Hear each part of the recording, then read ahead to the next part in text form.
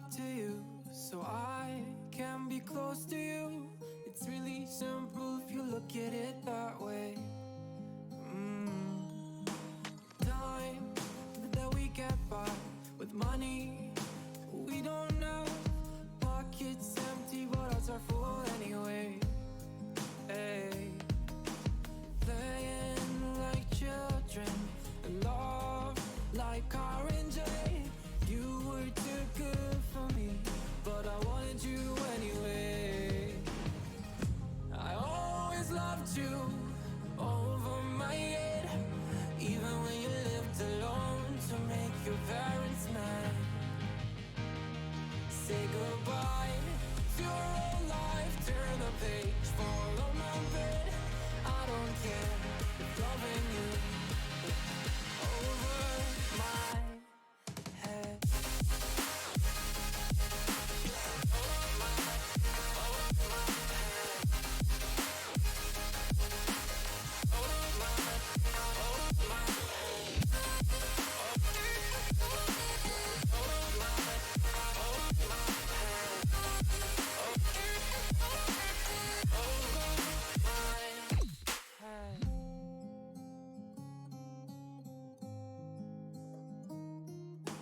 You talk to me like breeze, running free, beautiful images everywhere. You take a picture of us kissing in cars, it makes my day 10 times better. Yeah, playing like children and love like orange. You were too good for me, but I wanted you anyway. I always loved you over my head, even when you lived alone to make your parents mad. Say goodbye to your old life, turn the page, fall on my bed. I don't care if loving you over my head.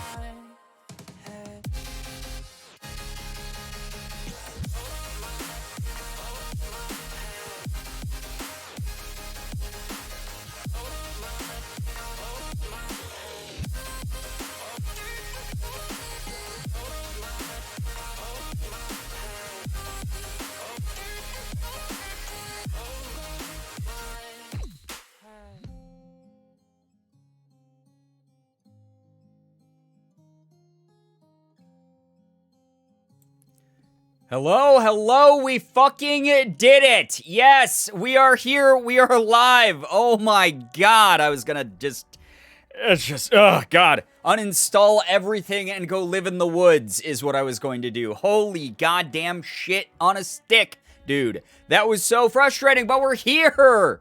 We are here, we are live, we are doing a stream. You jump scared me? Well, you gotta be ready. You gotta be on your toes in this stream. You never know what's gonna happen. Here's another one for you. Blah! See? Blah! I scared the shit out of you. Hey, chat, thank you so much, first of all, to Avery Marie. I see that you're continuing a gifted sub that you got. Thank you so much for the support. Thank you also, Flynn, for the 2-month resub. Holy shit. All right, part of the reason I let the new intro song play out also is due to the fact that obviously we're just having some internet issues, and I wanted to make sure that the signal was stable enough to allow me to actually stream. So here's the thing, is we've been having a lot of windstorms out recently, and it's been knocking out a lot of people's internet. The issue with my internet company is they don't have around-the-clock support for some reason. They just don't have that at all, even though they definitely have the money and the infrastructure for it. They take like weekends off and shit, and it's good for a workplace environment in that way, but holy god, if you're running an internet company, just like hire a couple graveyard shift people. Like, please just do that. So fortunately, I now have the option of swapping between different connections. So I sometimes will just do that just to see, is one connection working better than the other? This connection is working better than the one that Morgan and I typically use. So I'm hoping that this one was unaffected by the windstorm, unlike the other one. So we've had to do a lot of shifting around, a lot of figuring shit out to make this work, but it is working. It's working, and it will hopefully work the rest of the fucking stream, because I can't deal with that. My stress level was through the roof. It was the internet demons, I knew. I mean, yeah, they're always haunting me, right? It's been so windy this week. It's been crazy. The wind was so loud earlier, it sounded like it was, like, inside. It was, like, super, super loud. Plus, Morgan and I live in sort of an older house, so it's a little bit rickety, a little bit amplified by just sort of the old house that we have. Fingers crossed. Yes, fingers crossed, indeed. Still lurking, but I hope you all have a good time and the internet behaves. Thank you. I appreciate that, Max. I hope that it's a great time. I hope that it's a very good time for all of us. Ariel, thank you so much for the 34 months. Oh my god, thank you so much. I'm gonna need those good internet connection vibes. Holy crap, do we have a hype train going already?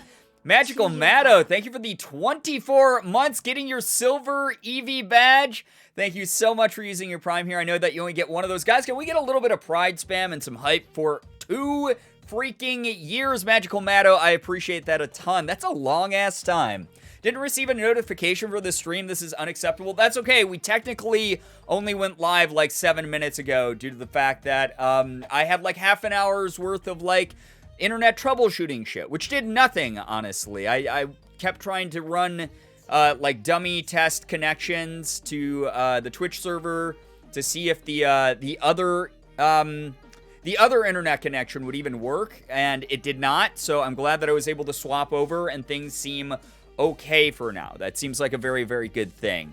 Yesterday, I made 2-minute walk to my friend's dorm, and between the unsalted ice on the ground and the wind trying to blow me over, I almost fell and I ate shit so many times. Oh my god, especially because like around you, like that's not that kind of weather. Well, wait, no, never mind. At your dorm is what you said. So actually, yeah, you're not used to that kind of weather, so that makes sense.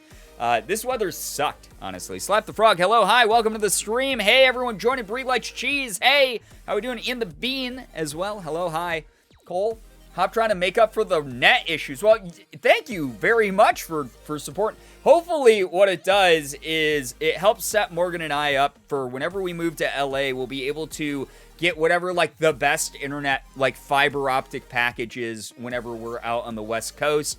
I know that a lot of people have told me that the number one internet provider out there is unfortunately Spectrum, but the nice thing is in most neighborhoods, unlike here on the East Coast, they've built out the infrastructure for years for fiber, so there's the hope that we'd have at least a fiber connection, which would be much more reliable than having to deal with like the Wi-Fi issues that we had to when we were on Spectrum. So it's one of those things. Hopefully we'll be able to afford that and be able to do that when we get out there.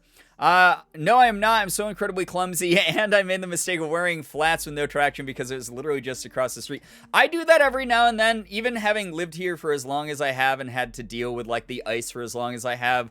Every now and then I make the fatal error of wearing something that has no fucking grip on it, and I haven't fallen down and eaten shit in a long time. Normally, the only time that happens is when I'm, like, ice skating with Morgan, because I am absolutely dog shit when it comes to anything, just, like, literally anything dealing with, like, having to be on the ice on skates. But I'm pretty good at catching myself, like, when I'm just walking around and I slip on ice. I still got those cat-like reflexes, you know? What's up, friends? Internet being stinky? It was Steelers fan, but we're doing fine now. We're doing well. We're doing good.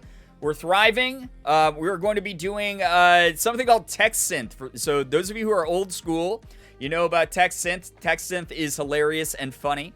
But we haven't done it in a really long time. I love the shit that comes out of Text Synth. It has created some of the best, most original content I think that the channel has ever seen. And I'm really excited to revisit it because it's goofy. Those of you who are new here and have never seen Text Synth, it's fucking insane, and I'll teach about it here in a moment. Is something happened to AI Dungeon? I don't know. I don't keep up with the development of AI Dungeon or anything like that. I haven't done AI Dungeon. That was another one we were doing for a while that we haven't done in like 2 years, I think. I'll only wear boots for snow and ice when the weather's like that because I'm clumsy enough to constantly fall without weather. I mean, that's fair. That's good. You understand what needs to be done, you know? White man's bread. Yeah, grandma's cold chili sauce and white man's bread. Very, very iconic memes on the channel, seriously. Ice genuinely is my enemy. I walk around covered with bruises and scrapes all winter. Ice literally harasses me. And what a dick it is. It needs to stop, right? Fucking Insane sounds right up my alley. It's nuts. It's like, I don't know how to describe text synth. Please use the content warning, by the way. We do have a content warning command now. Also, I set up a throne command because I know that people would just constantly fucking bother me about it if I didn't. Again, completely optional way to support the streams and support me if you want to, but it is not something you have to do. Corey, the reason that that command didn't work is it's join throne, like the word like a big chair, like regal chair you would sit on, not throne like throw something that has been tossed in the past. So yeah, that is why. So Shira, thank you. Actually, I see that Shira pulled it up. Thank you so much, Shira. I've slipped on the ice while wearing boots with great traction because I'm just like that. I don't think that's you. That's just, I mean, ice makes everything terrible and unpredictable. I fucking hate ice. It is the worst. You know, I used all my mod brain powers early in stream. Did you? Were you doing mod stuff? Did something happen while I was offline? I could not see chat because I reset all of my equipment. I tried to contact my internet support people, and they don't exist because they don't let anyone there work after 7, which is fine in most company settings, but like hire at least like fucking one overnight guy, please. You run an internet company. Corey and I were trying to make a command mod only. Oh, got it. Made a new command. What command was it? I would love to know. New command for when internet demons attack. I mean, that's fair. I know that a lot. Didn't we already have one of those? I could have sworn that we had one already. TD. Wait, what does that? Oh, like technical difficulties. I get it. Okay. Just popping in to say hi.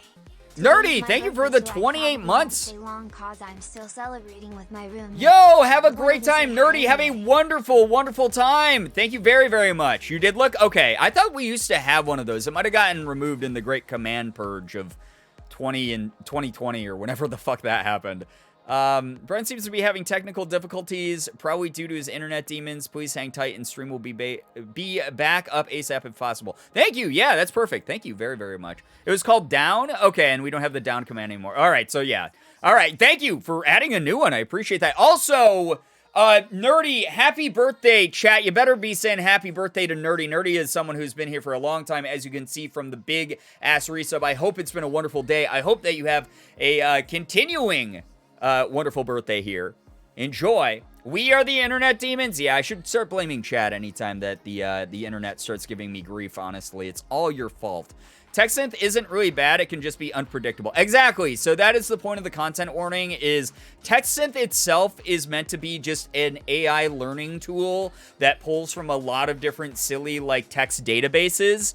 But unfortunately, because it is an AI generated program, like procedurally generated program, it doesn't have a brain, it doesn't have any morality, so sometimes it will pull text that's predictive that is not super great. It happens very, very rarely. I'd say probably like once out of every like 100, 200 times that we use it. So it's not something that needs to be like a big trigger warning or anything like that, but it's something that like we are like, yo, just keep in mind, this is a computer program. It doesn't have a big enough brain to be, you know, like socially aware. It's not a very woke thing, but it is at the same time normally not offensive. It's normally just fucking hilarious and insane. How do we use it? You don't use it, Matt. You will see exactly how it's used, though. It is going to be more of a me reacting alongside you, chat reacting to content that I am creating on stream here. It's unhinged. It's like it will take a prompt and transform it is all I can really say. Just got out of seeing the play that wrongs and got milkshakes. Nerdy, that sounds so wonderful. I'm so glad that you're having a lovely birthday. Watch at your own discretion. Yeah, and again, like, it's you can't predict, like, really a lot of things that are on the internet outside of things that have been well documented with trigger warnings. There's that, again, I was touting the usefulness of the website Does the Dog Die for anything that's like a movie, TV show, video game. For like those hyper-specific things that people might be upset by.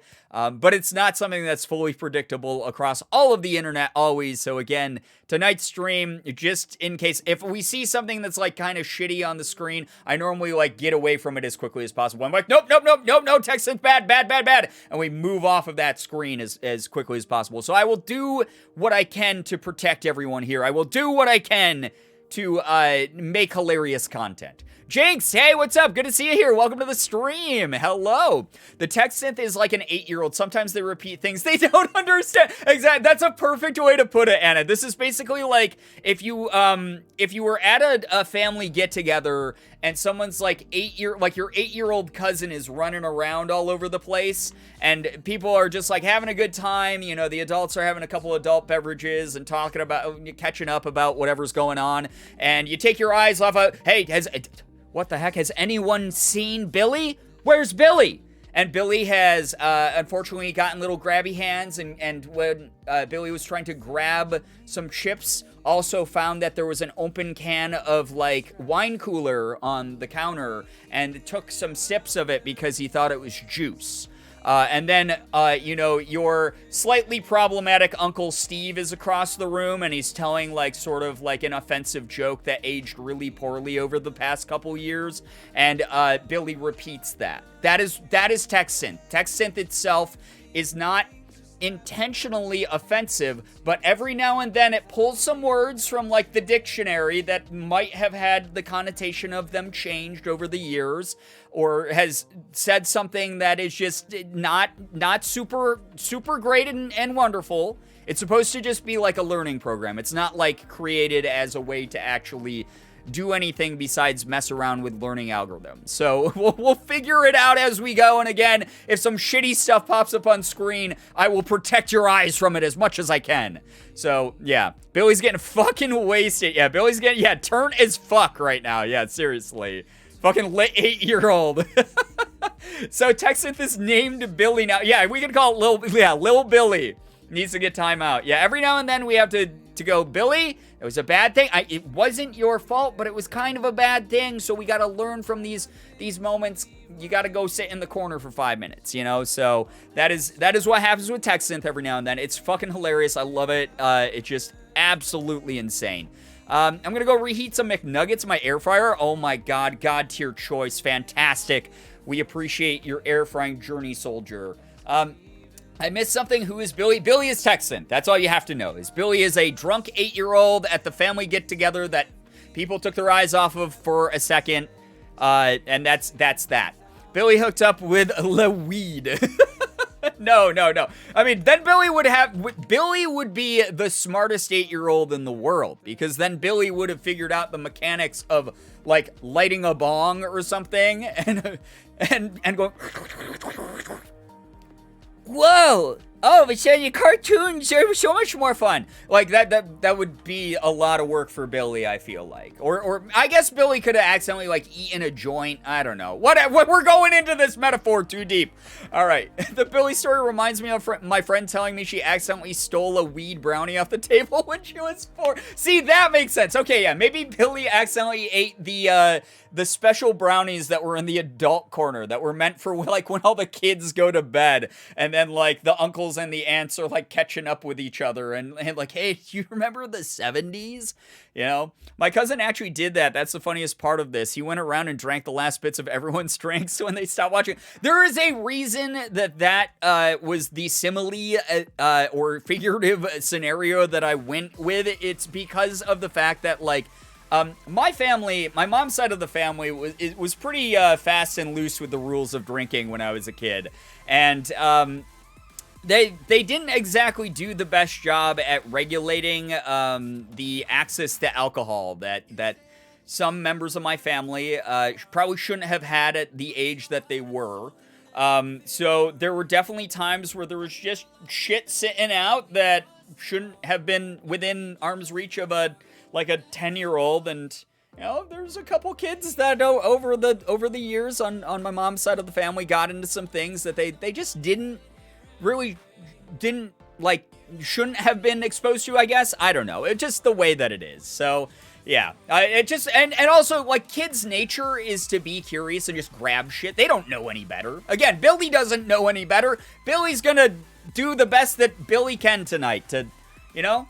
We're watching, like, this drunk 8-year-old came out after stealing the drinks around the party, and he's like, I have a magic show I show everybody. And we're like, oh, Billy, this is cute. Let's do this. This will be really fun and funny, and we'll get a good laugh out of it.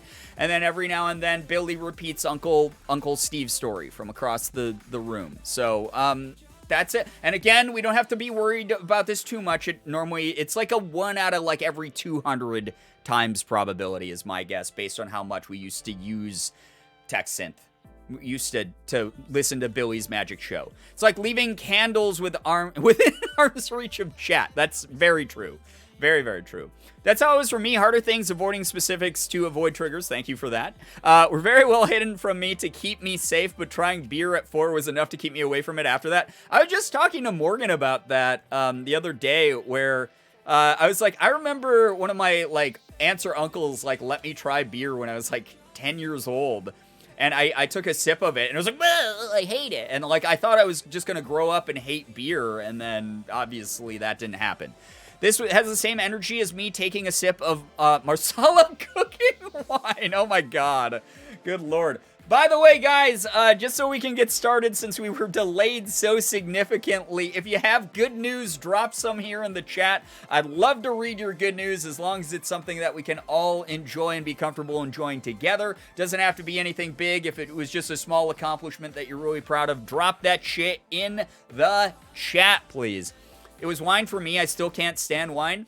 That's fair. Wine is an acquired taste. Same with beer. Like, I'm not the biggest fan of wine. I'll drink some wines, but, like, it's just not my go-to beverage as an adult. Good news, my neighbors finally quieted down. I'm glad. As someone who has really loud, obnoxious neighbors myself, the amount of noise that their families generate, I don't understand how that few people can sound like 50 people at any given time of day. It's so annoying. So glad that they were able to, like, just chill out and everything for you. When I was a kid, apple juice was pog and orange juice was ass. Now orange juice is pog and apple juice is ass. I like both, honestly. I'm not, like, picky like that. I never get into that discourse because I like it all. I'm very moderate in that conversation. Good news, I got some pretty good fresh veggies the other day, and I'm making so much salsa. Let's fucking go. That's awesome. Homemade salsa slaps. Good news, I'm a third of the way through my first game story writing book. Hell yeah, Corey, making some big progress. Good news for my mental health, I withdrew from college. I already feel much less stressed. Listen, Matt, that is a humongous decision, and I'm sure that you've been over it a million times. People closer to you in your life have been over it a million times. I just want to let you know, we are never going to judge you for that. The fact that you identified something that was causing a high level of stress that you didn't feel mentally prepped to handle, you took a step back for your own benefit, and you're feeling a lot better as a result already. That just is all that's all the check boxes that are marked off here for you already. Like, you did the right thing. We're proud of you. Way to go. Got my quesadilla, got my W33D. Let's go.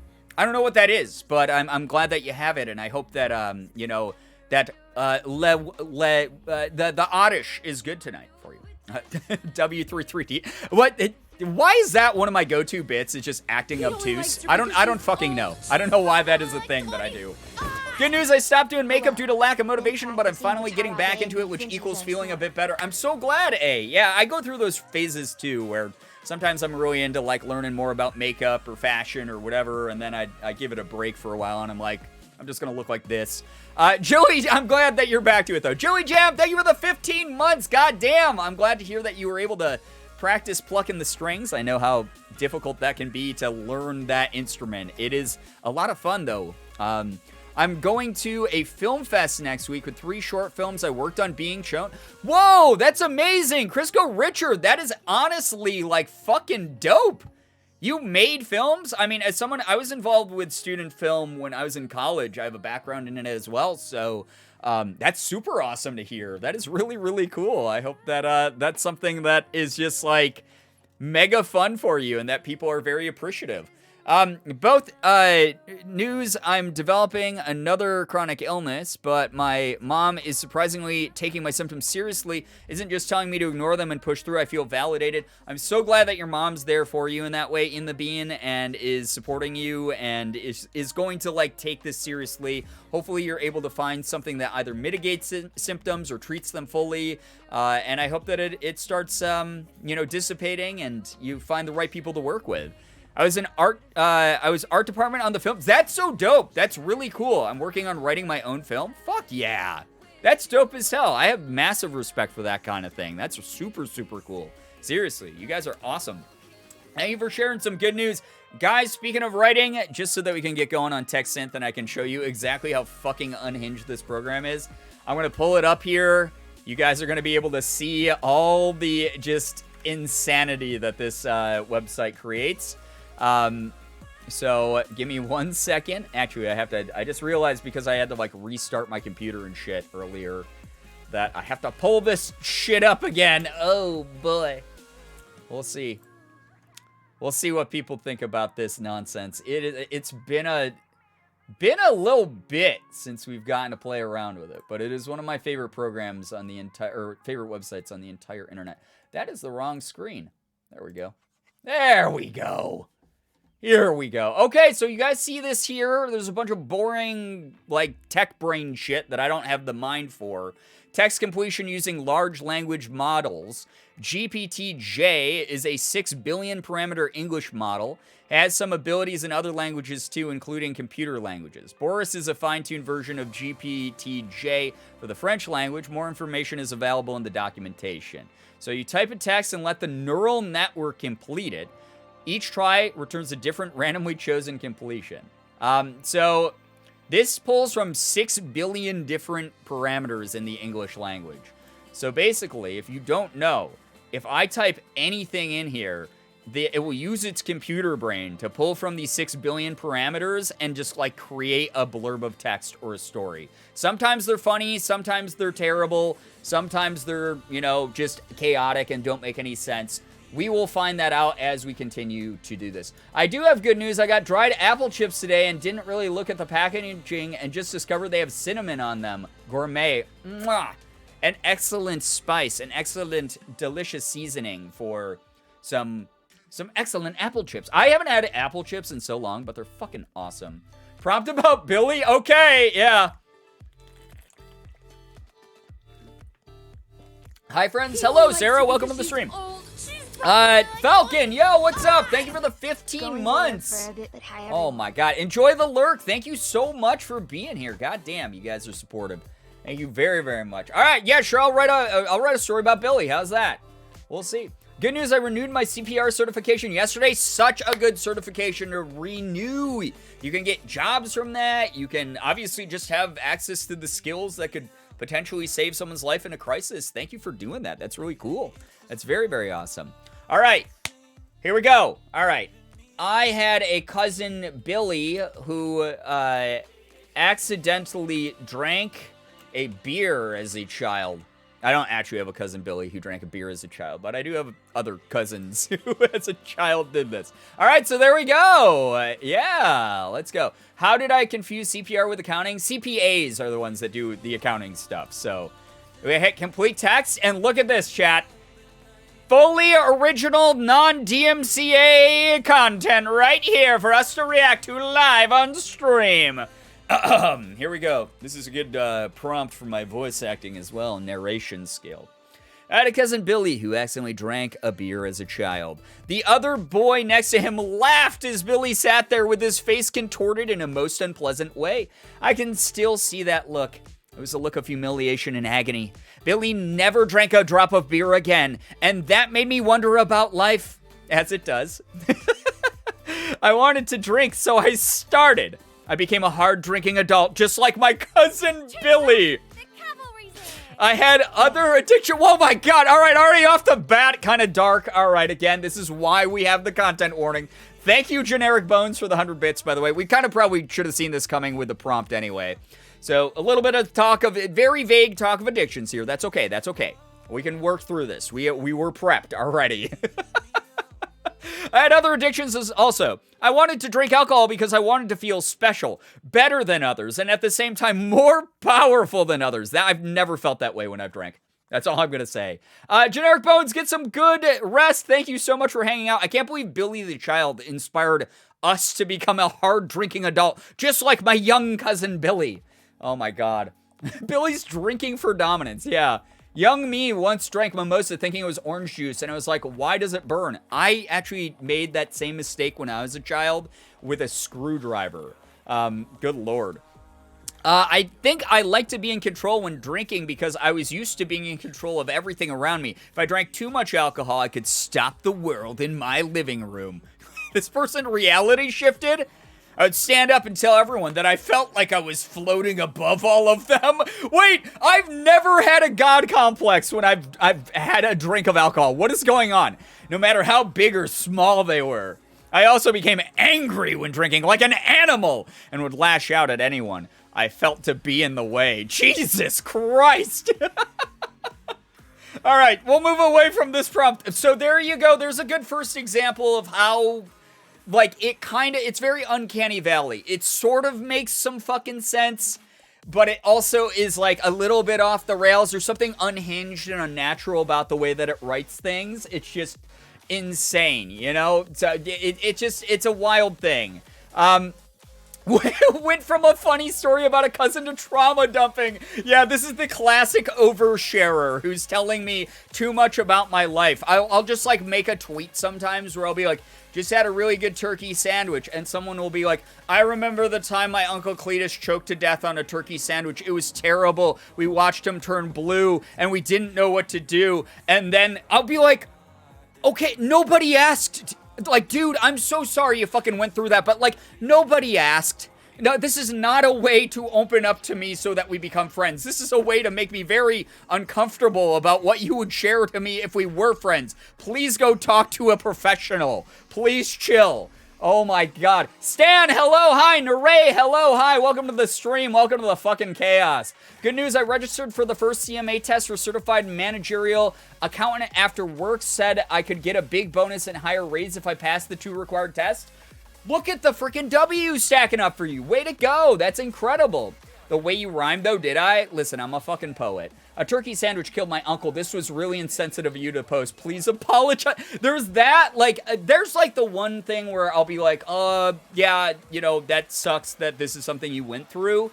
But only to, like, a limit. And then there's, like, hey, dude, I'm literally just trying to talk about, like, a hobby of mine.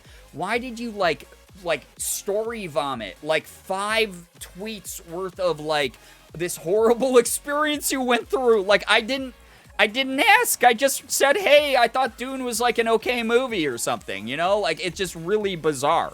Not apology incoming. I can't. Until Wednesday, I'm not allowed to apologize or say sorry for anything. I have to, the way that my therapist, for those of you who don't know, this past week's therapy homework, or until Thursday, I'm not allowed to. Learning boundaries with Billy. I can't say I'm sorry. I can't say I apologize for anything. So you get no apology. Everything is a non-apology. And I even pointed that out to my therapist. And she was like, until you realize how often you say this phrase and how often it's unnecessary in situations, we are going to be doing this.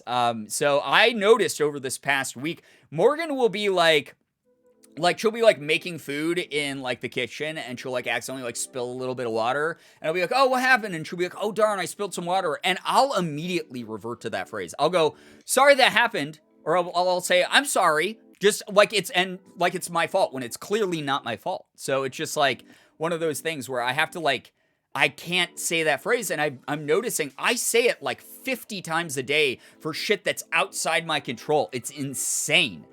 So yes, the current homework from my therapist is I cannot say the phrase, I am sorry.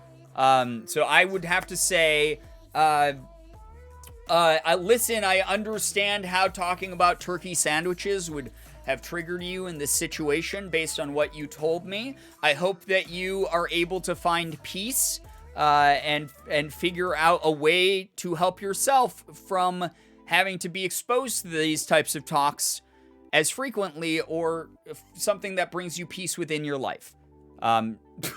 Customer service recovery therapy.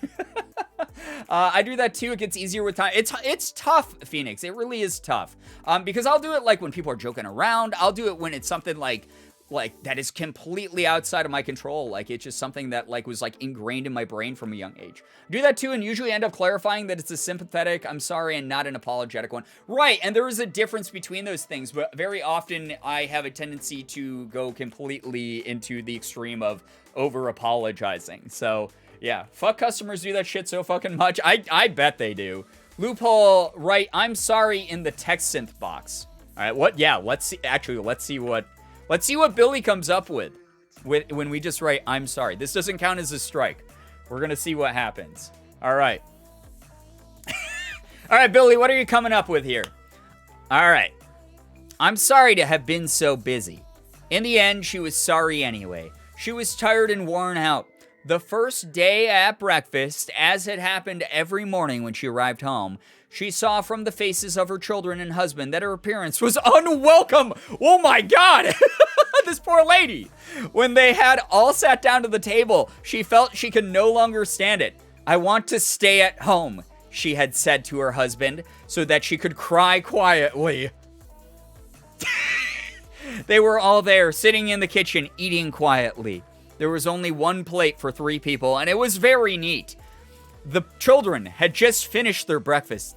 They had finished with the dishes and were cleaning up their own parts of the table and putting their own utensils away.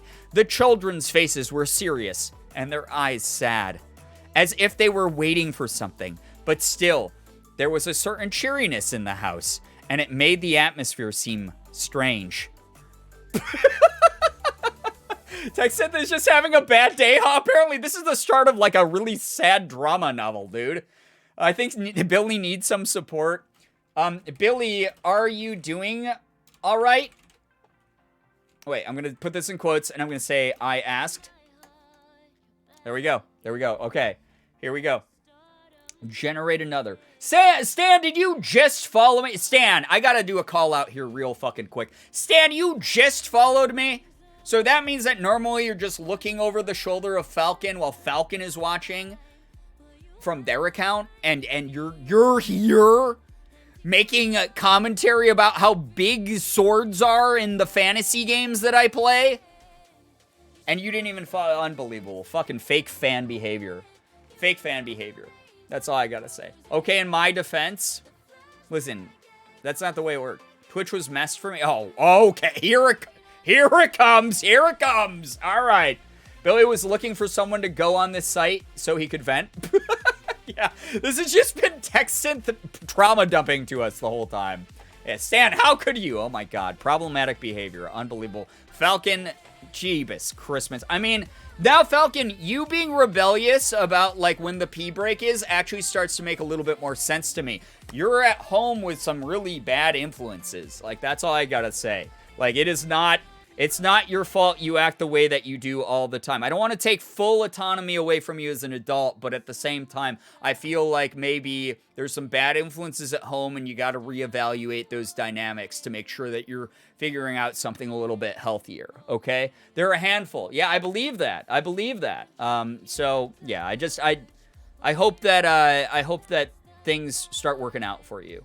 All right, generate another. Billy, are you doing okay? I asked. All right, here we go. This could be something awful. Billy, are you doing okay? I asked. I'm not feeling so well.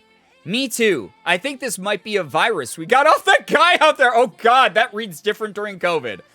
A virus, I chuckled. Why do you say that? Because it's fucking 2022, man. I think we should go back in there and talk to that homeless man before he passes out from whatever he ate. That took a turn. That was quite a show back there. I know when I was walking through the lobby, I got a real case of the heebie-jeebies. The poor bastard. I had been in too many crime scenes to even speak of. Let's go in there and talk to him. Maybe we can help him before he passes out or something. I just repeated back what Billy told me. Like what? Well, if he is a regular, maybe he has some sort of medicine that he can tell us that what it is, or some sort of drug that he needs to get rid of. Whatever this virus is that he has. That's not a real English sentence there, TechSynth.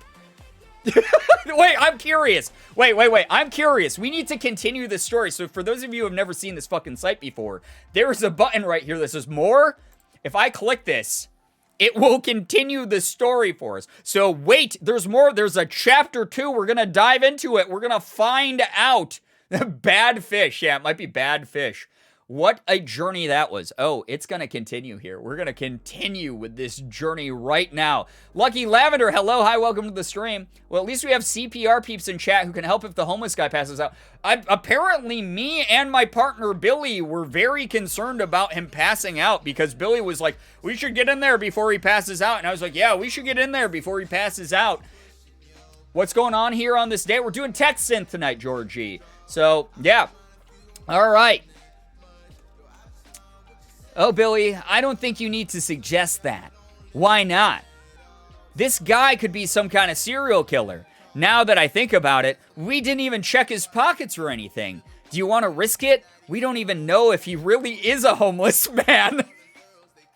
I mean, fair point. A serial killer could just pretend to be a homeless man and would probably not, be questioned too much or anything. That's kind of good incognito disguise there.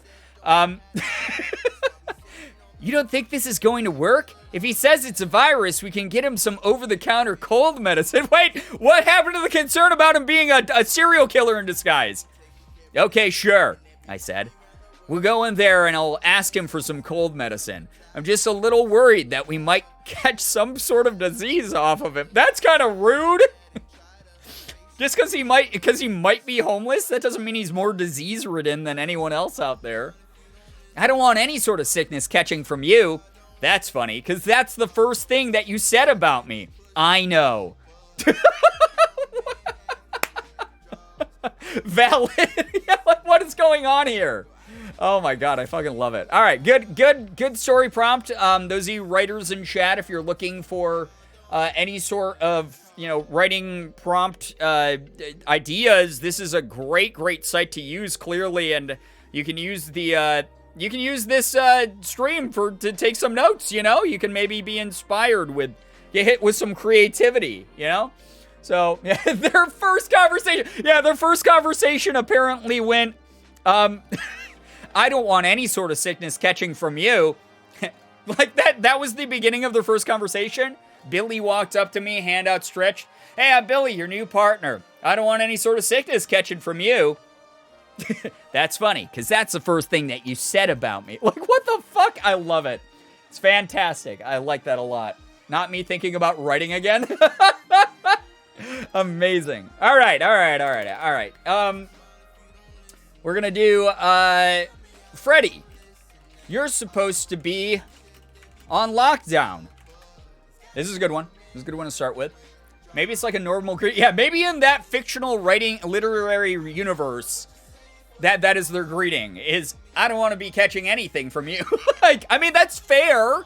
That's a good boundary to make, very apparent right off the bat, right? I've had friends over the years who are, weird about, health etiquette, even pre-COVID, would, hang out with me, and they'd be, a little bit sniffly, and I'd be like, yo, dude, how have you been? And they'd be like, I have a cold right now. And I'd be like, why the fuck are we hanging out? Don't do that to me.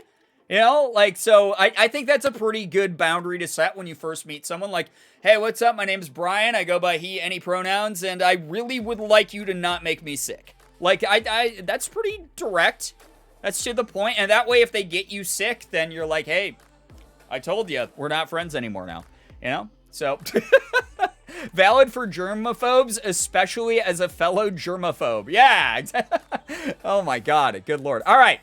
Let's generate another. Freddy, you're supposed to be on lockdown. Okay. Me, anytime Falcon brings germs home. Oh my god, that devious Falcon. Unbelievable. What is this? Okay, this is amazing. Freddy, you're supposed to be on lockdown. I know, but this is too good to pass up. What the? It's all a dream, a bad dream. ... No! I am on lockdown, and I can't get out. Oh good, this just keeps getting better. And yet worse, I am dying. But I can't die because I'm locked in a locked room, and I can't get out. I am trapped. I know I'm not dead. What? I was already dead. You're not making any sense, Freddy. It's a nightmare. Then how can I be in a dream if I am in a dream? Someone hasn't seen the movie Inception. No, it's... What is this? This is insane. This is, like, what, like, why is it, like... Oh, God. Inception AO, yo, what's up, Cammy? Oh, my God. This is some true philosophical poetry. Again, sometimes Billy gets a little confused, guys. Billy tries... Okay, so if you didn't like that one just kind of hurt me to read out loud. It gave me some form of, like, a combination of, like, a stroke and whiplash at the same time. So, this is Tarantino level-ish. Yeah, that's the script, leaked script for the new Tarantino movie.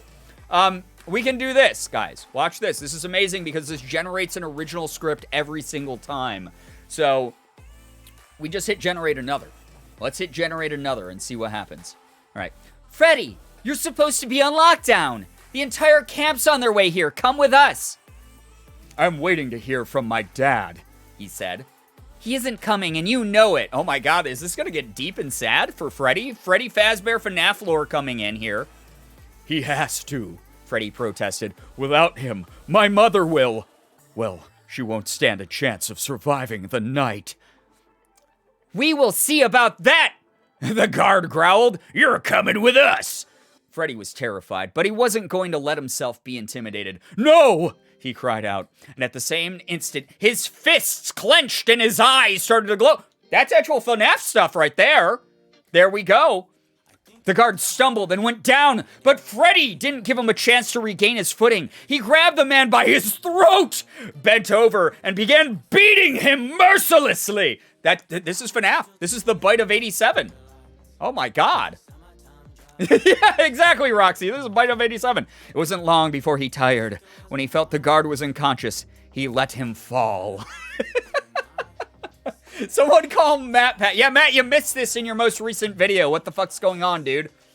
This is incredible. I kind of want to... This is one that's good enough. I feel like we gotta read more. We gotta generate more. We are writing original FNAF fanfic right now, guys. This is my headcanon. Please do not... The guard is my OC. Please do not steal. Wait, the guard is like the security guard in the first game. It's phone guy calling in. Oh my God, this is like you're the guard in the first game, and we gotta listen for the phone guy to call us then. And, hello, you know? We are Scott Cawthon, that's right. Where he's failed, we are going to pick up the slack. Bent over and began beating him mercilessly. Then he let him fall. I mean, that's dark. That's heavy shit. That's good writing right there. It all makes sense. This website is trolling you? What do you mean it's... No, this is genius. I'm sorry you can't recognize genius on the same level as I do, Stan, but I understand. You're someone who doesn't have that joyful, childlike, willing suspension of disbelief where you can believe that a small, little blonde man with spiky hair can carry around a sword twice as big as him. I understand. I get it. It's okay. We all have limitations to how long and fast our brains work. It happens. All right, we're going to hit more because we need to generate more. We need to generate more. We need to find out. Oh my God. This is very intense. All right. It wasn't long before he tired. When he felt the guard was unconscious, he let him fall to the ground. He got to his feet and faced the guard's companion. The guardsman had lost his gun. The boy grabbed it. Oh my God, the boy was bit during the bite of 87? Or the bite of 87? Yeah. The boy grabbed it and looked around for a place to hide it. He picked up a rock and started to walk away, but he stopped and turned to face the soldier who'd been left behind. I told you to stay put, he growled, and before he could finish speaking, the soldier was on his feet. The boy leaped at him, and the guard had no choice to defend himself. Freddy! grabbed his arms, lifted him in the air. This is all canonically, it fits a lot to FNAF shit. Freddy grabbed his arms, lifted him into the air, and kicked him in the stomach. Oh my god! The man gasped for breath and his knees gave way. Freddy dropped him, turned to face the second guard, and took aim at his heart! You stupid, stupid kid! The guard said, taking a step forward. You want to go with them? You want to go with them? Wait, this is Freddy voice. You want to go with them? You want to go with them? Freddy asked calmly. God, this is Freddy Buffet. Yeah, FNAF fanfic, except it's Mark and MatPat as guards, just trying to fight Freddy, or something. I don't even know at this point. Honestly, this is riveting. This is smart stuff. This is good writing right here. I'm proud of the... Billy is doing, like, a good job. I kind of want to know more. All right, let's keep writing this fanfic here. This is good. Thank you, Billy, for writing some of the best FNAF fanfic, aka headcanon, I've seen in a long time. Nightbot recognizing this was top-tier content. Thank you, Nightbot. Oh my god, I'm full out invested. Me too! I want to know what Glamrock Freddy, or whatever his name is doing. All right, more. Here we go. You want to go with them? You want to go with them? Freddy asked calmly. Then you'll be a dead man. Just like them. You won't get away with it this time, I promise you, he vowed. Yes, I will. Before the guardsman could react, Freddy dived forward, grabbed the guard's gun. Wait, he was holding him. So that means he grabbed the guard's gun out of the kid's hand? I'm guessing the boy's hand, because the boy had the gun last. And a rock for some reason. And flipped it at him. It fell to the ground. Freddy picked it up, cocked it, and pointed it at the man. So Freddy's got, he's got animatronic hands, so he's dropping shit, right? MatPat who? Right, Billy is the only one we know. How about a trial? He said coldly. How about you giving me giving you a fair trial? A fair, real trial? The guard's mouth twisted into a snarl of rage. You can't shoot me, kid. I don't have a warrant. Did he just called Freddy Fazbear a kid? I don't have a warrant. Wait, the guard doesn't have a warrant, so that makes you immune to being shot? Physics.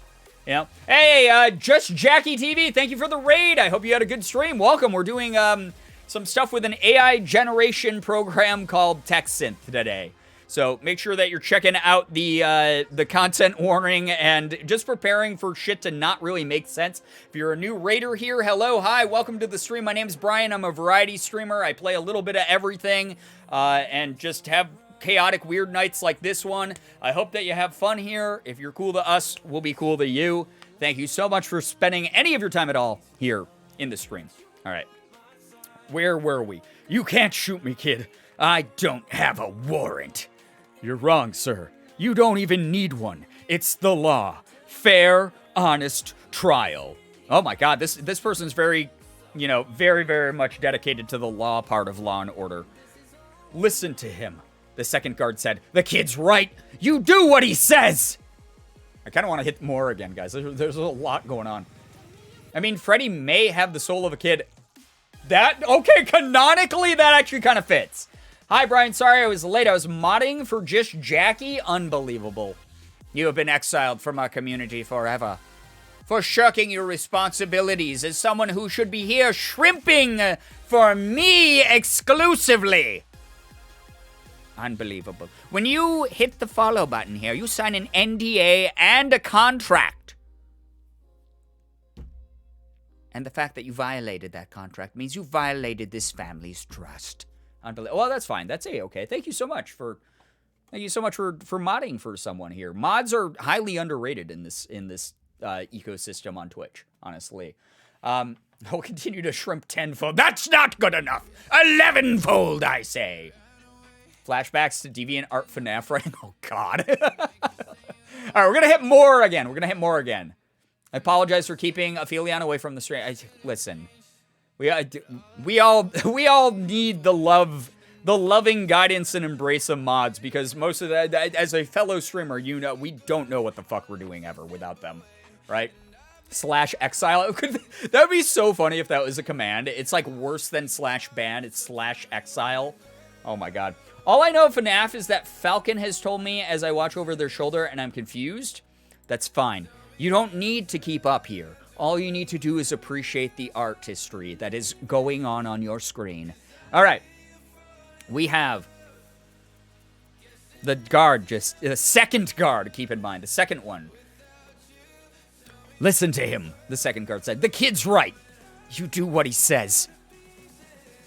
You'll do what I say. Oh, the boy says it this time. Okay, so we can assume the boy and Freddy are the same because of Jilly Jam's comment of there's maybe a boy's soul inside of Freddy. Can I be exiled to the bathroom? Not yet. Not yet.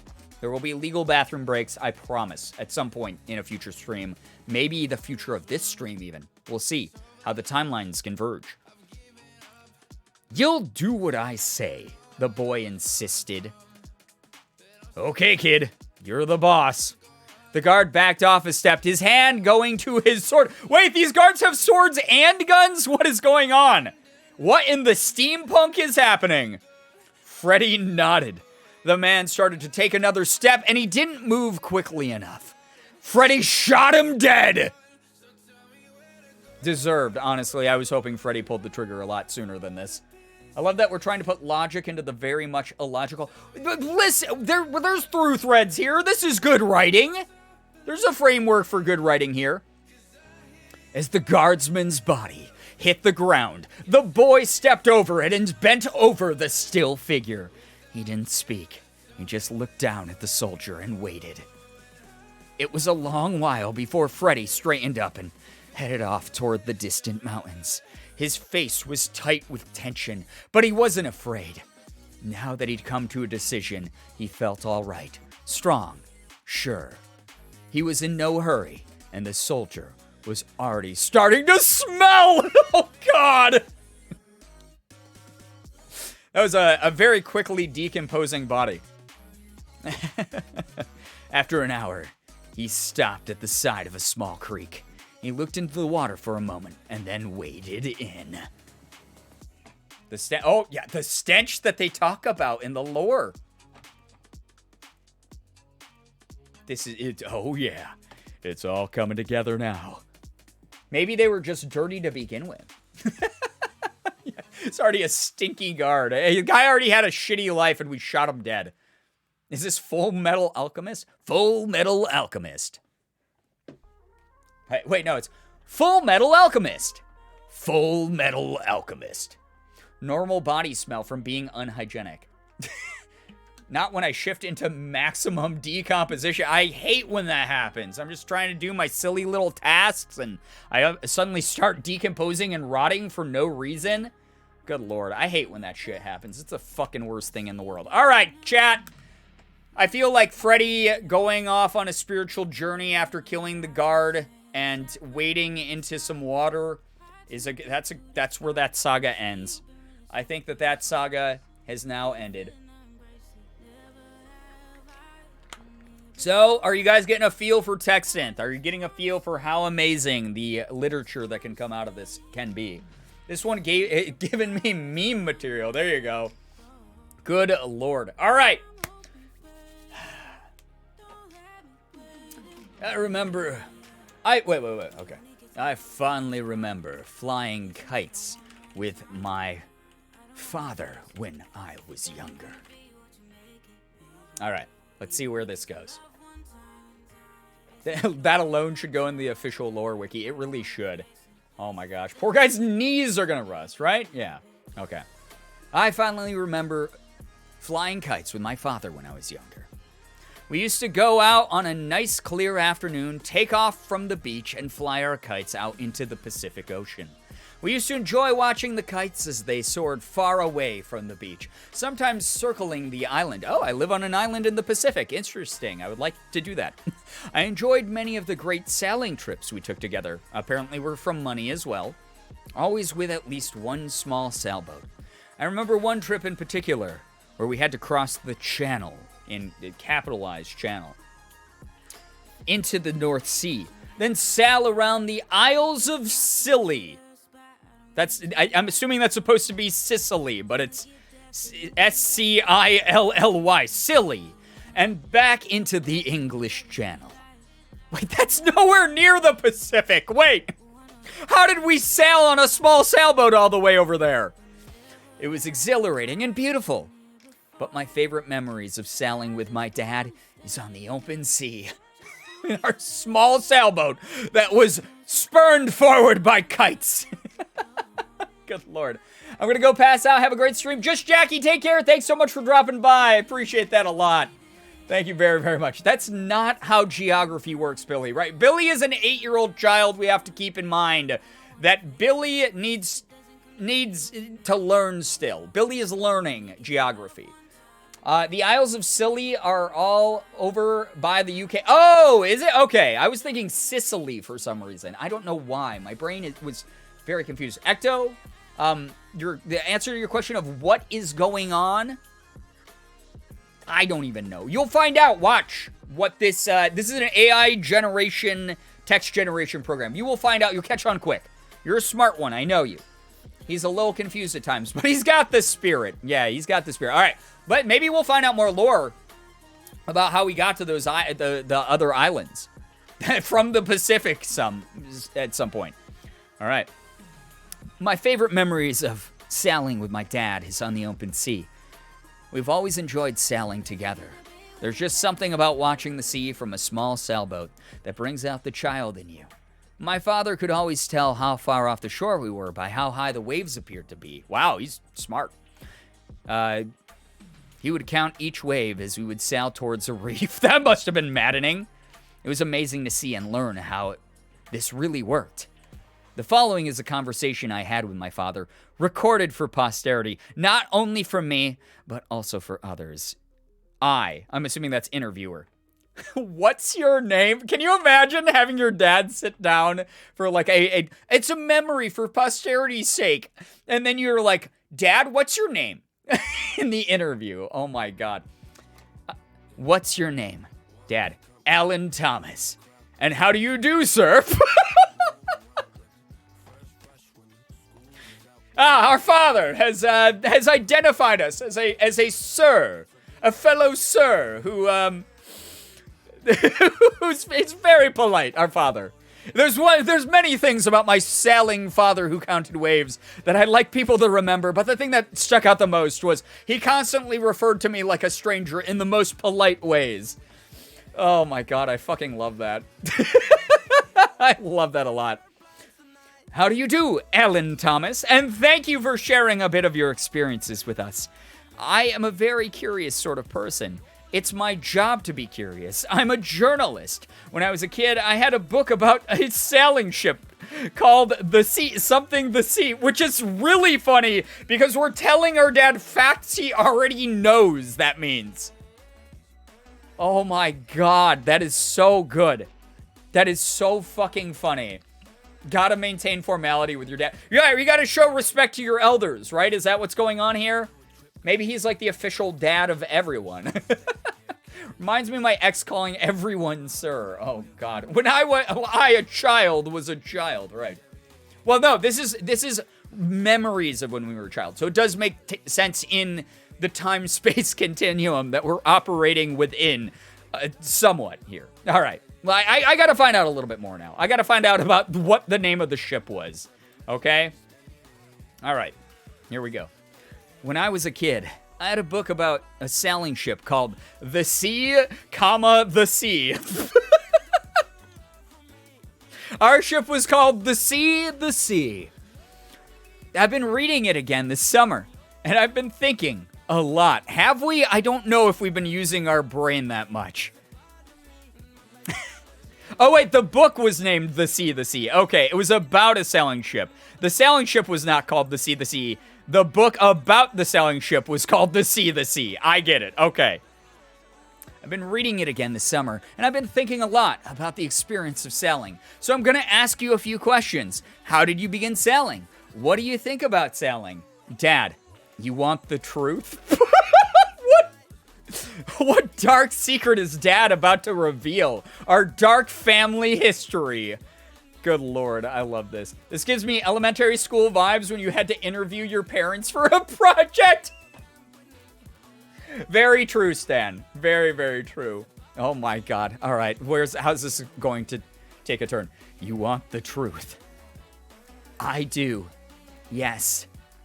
Well, you know they had some nice flat bottoms with the boats that my dad had, so I tried them out, and I liked the way that they rode well. He knew he didn't have the right type of boat for me, so he bought me a kite. Oh my God, it came full circle! And he sailed it. So he said, well, this is the way it is. I took to it right away. There wasn't anything else I wanted to do at the time. Wait, like flying kites or sailing boats? What made you want to keep doing this? I need to know more, chat. This is a deep saga.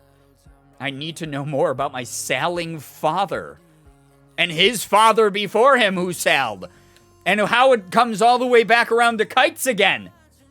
Flying boats and riding kites. Kite boats? Yeah, well, I made the joke earlier that the kites maybe served as the sails that allowed our boats to go from the Pacific Ocean to the Isle of Scilly. A pirate? Yeah, maybe we've come from a long line of pirates, J-Stitches. Sailing away. Oh my God. What made you want to keep doing this? Because of the people that I've been sailing with. There's never a dull moment and there's always good company. Sometimes it's a little bit rough and sometimes it's nice, but there's always good company. And you get to meet a lot of people. You meet a lot of people from all over the world. All sorts of backgrounds. Okay, Dad's getting kind of deep and it's kind of cute. That means that I'm one of the good people that he gets to sail with. It's kind of sweet. So those of you out there who have complicated relationships with your father figures in your lives, this dad is proud of you.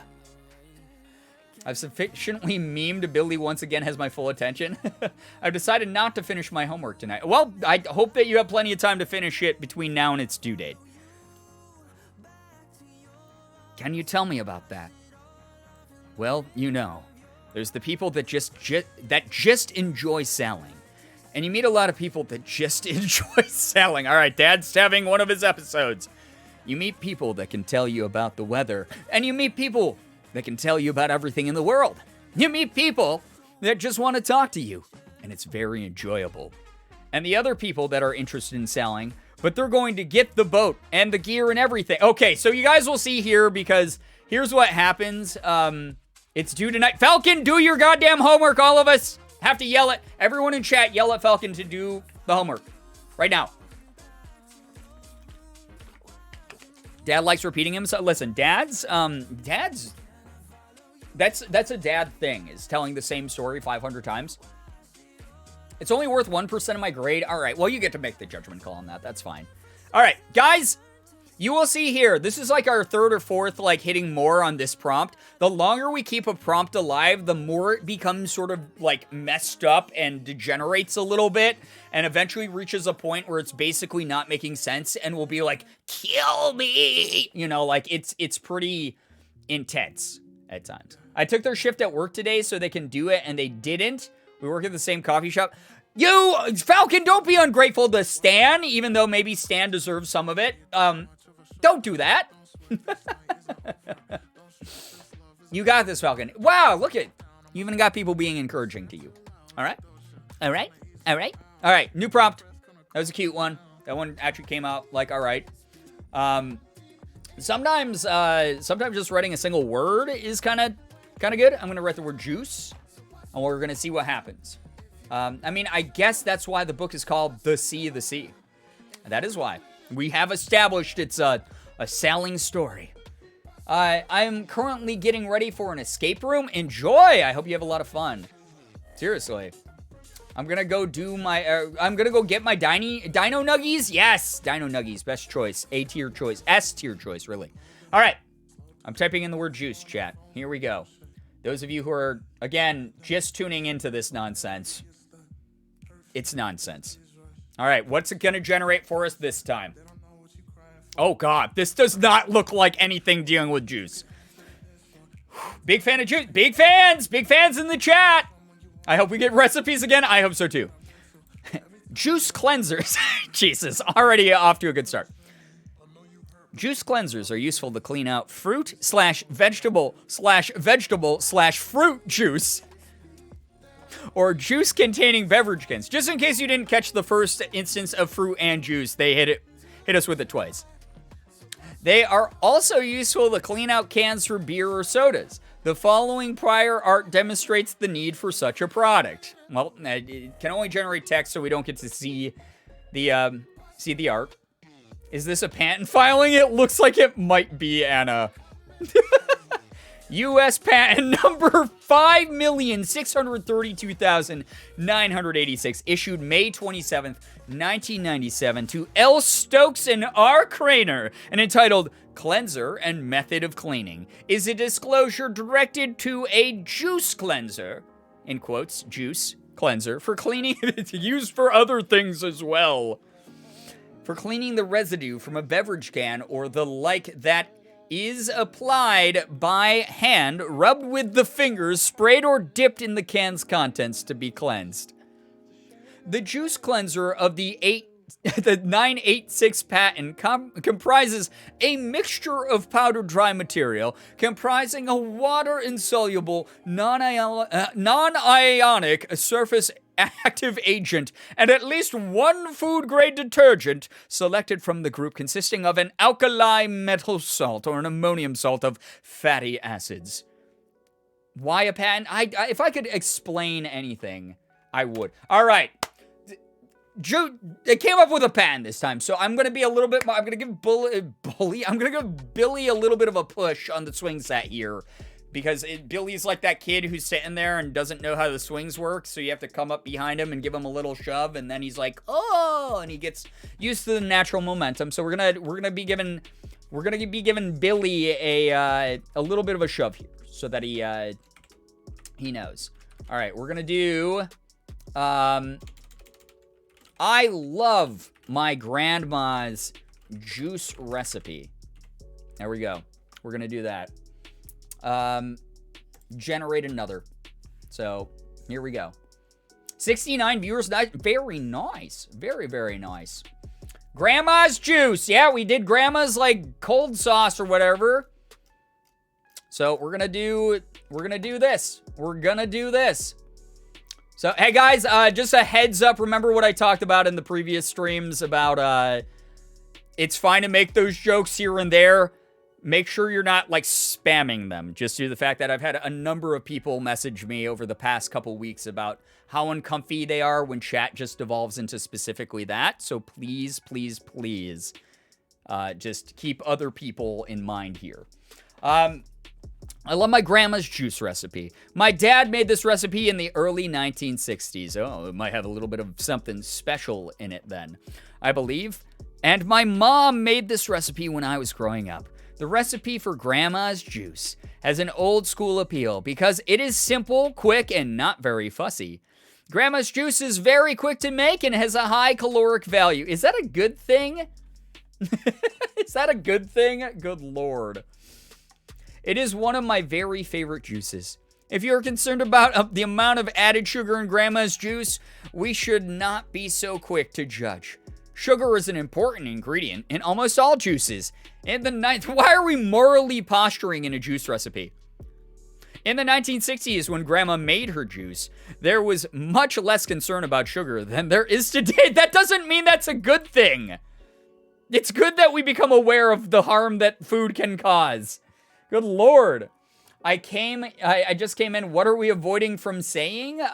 Just the like uncomfortable like sexual jokes basically that people like for a while were like spamming in chat.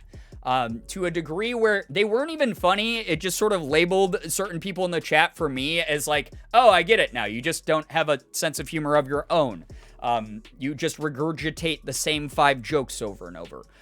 So it's one of those things that we had like a lot of people getting really uncomfortable that they were just like taking up like 75% of the chat window. I had some people like message me about it. I had mods message me. I had, viewers message me about it. And it was one of those things, like, I had a really good talk. I was like, hey, it's just a joke, but also I'm glad that you came forward about it, because, like, there does need to be a balance of some sort in the chat. Like, we gotta, like, be aware that, like, that's not fun when people are just spamming the same 2 jokes over and over again, and it's taking up the whole window. So people who are trying to write, like, actual shit in chat are being drowned out completely. So it's a boundary that we were talking about a couple times here, which I think was important to go over, because it wasn't the first time something like that happened. There was a stream years ago where chat went so far off the rails, and we were having fun, and people were laughing, and it was a pretty good time overall. But it was the same sort of energy where people just were like, hey, it got like a little bit too hyperactive. It got like you know, when someone walks up to you and is just like too energetically in your face, and you're like, all right, you're kind of creeping me out. You're acting like sort of like one of those smelly people who like can't like back off a bit and just like take a breath and like learn a little bit about like social boundaries. So it was like a lot of that energy is the way I had it described to me. And I was like, okay, that's fair. So when it came up this time, we were like, let's, you know, it's better to catch it now and let it simmer down a bit before we move towards the point of no return, where people are like feeling like too uncomfy about like sort of like the hyperactive energy in chat, if that makes sense. So anyway, that was a long-winded explanation of your question, iGirl Geek. So, all right. And here's the other fucking part of it, guys. This fucking ridiculous goddamn unhinged site is going to create enough chaotic, fucked up content to last forever. You don't have to go above and beyond to like try to make shit more cursed, because this shit will go there by itself. I promise you. We haven't hit a prompt yet that was super bizarre, but I guarantee that it's going to take a turn at some point tonight where we're going to sit here and go, what is happening? So, just letting you know. The outgoing folks that have no sense of social cues, I'm plenty familiar with those types, especially in middle school. Yeah, it's like the people would like approach you and they'd be like, hey, you want to see my CD collection? And you'd be like, yeah, I'll look at a couple, man. And then they're sitting there and they're shoving shit in your face. And you're like, okay, cool, awesome, I saw them. That's awesome. That's so cool that you collect. That's really cool. That's great. And they just like don't get that like them encroaching until like an inch away from your face is not what you want. So there was that energy during a couple streams. And like I said, I had a bunch of people who like privately approached me in really respectful ways also, I might add, who were being like really polite and kind about it. So yeah.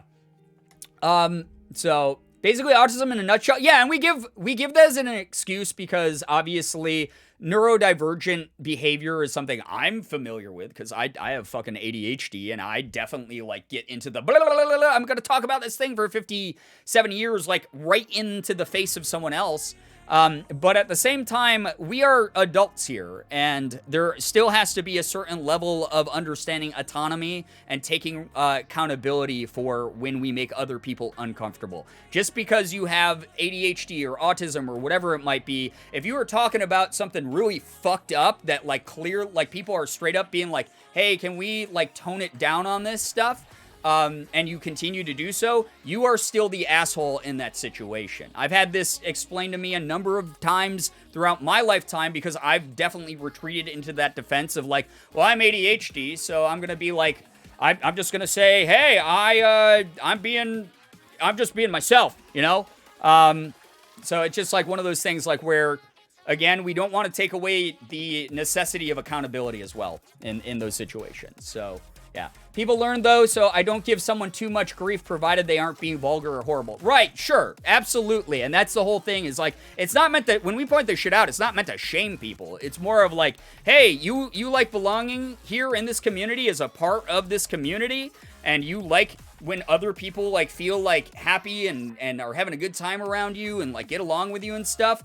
If they are telling you directly, like, hey, you're making me uncomfy, and you still disrespect that boundary, you're gonna, you know, disrupt sort of that energy that's here. And that's a thing that none of us want, you know? So, yeah, I tell my kid with autism to not use it as an excuse to be a jerk. Right, exactly, Phoenix. Like, I've definitely been in situations where, like, my ADHD has made me, like, become, like, or like I've tried to blame my ADHD for why I acted in a way that was not great.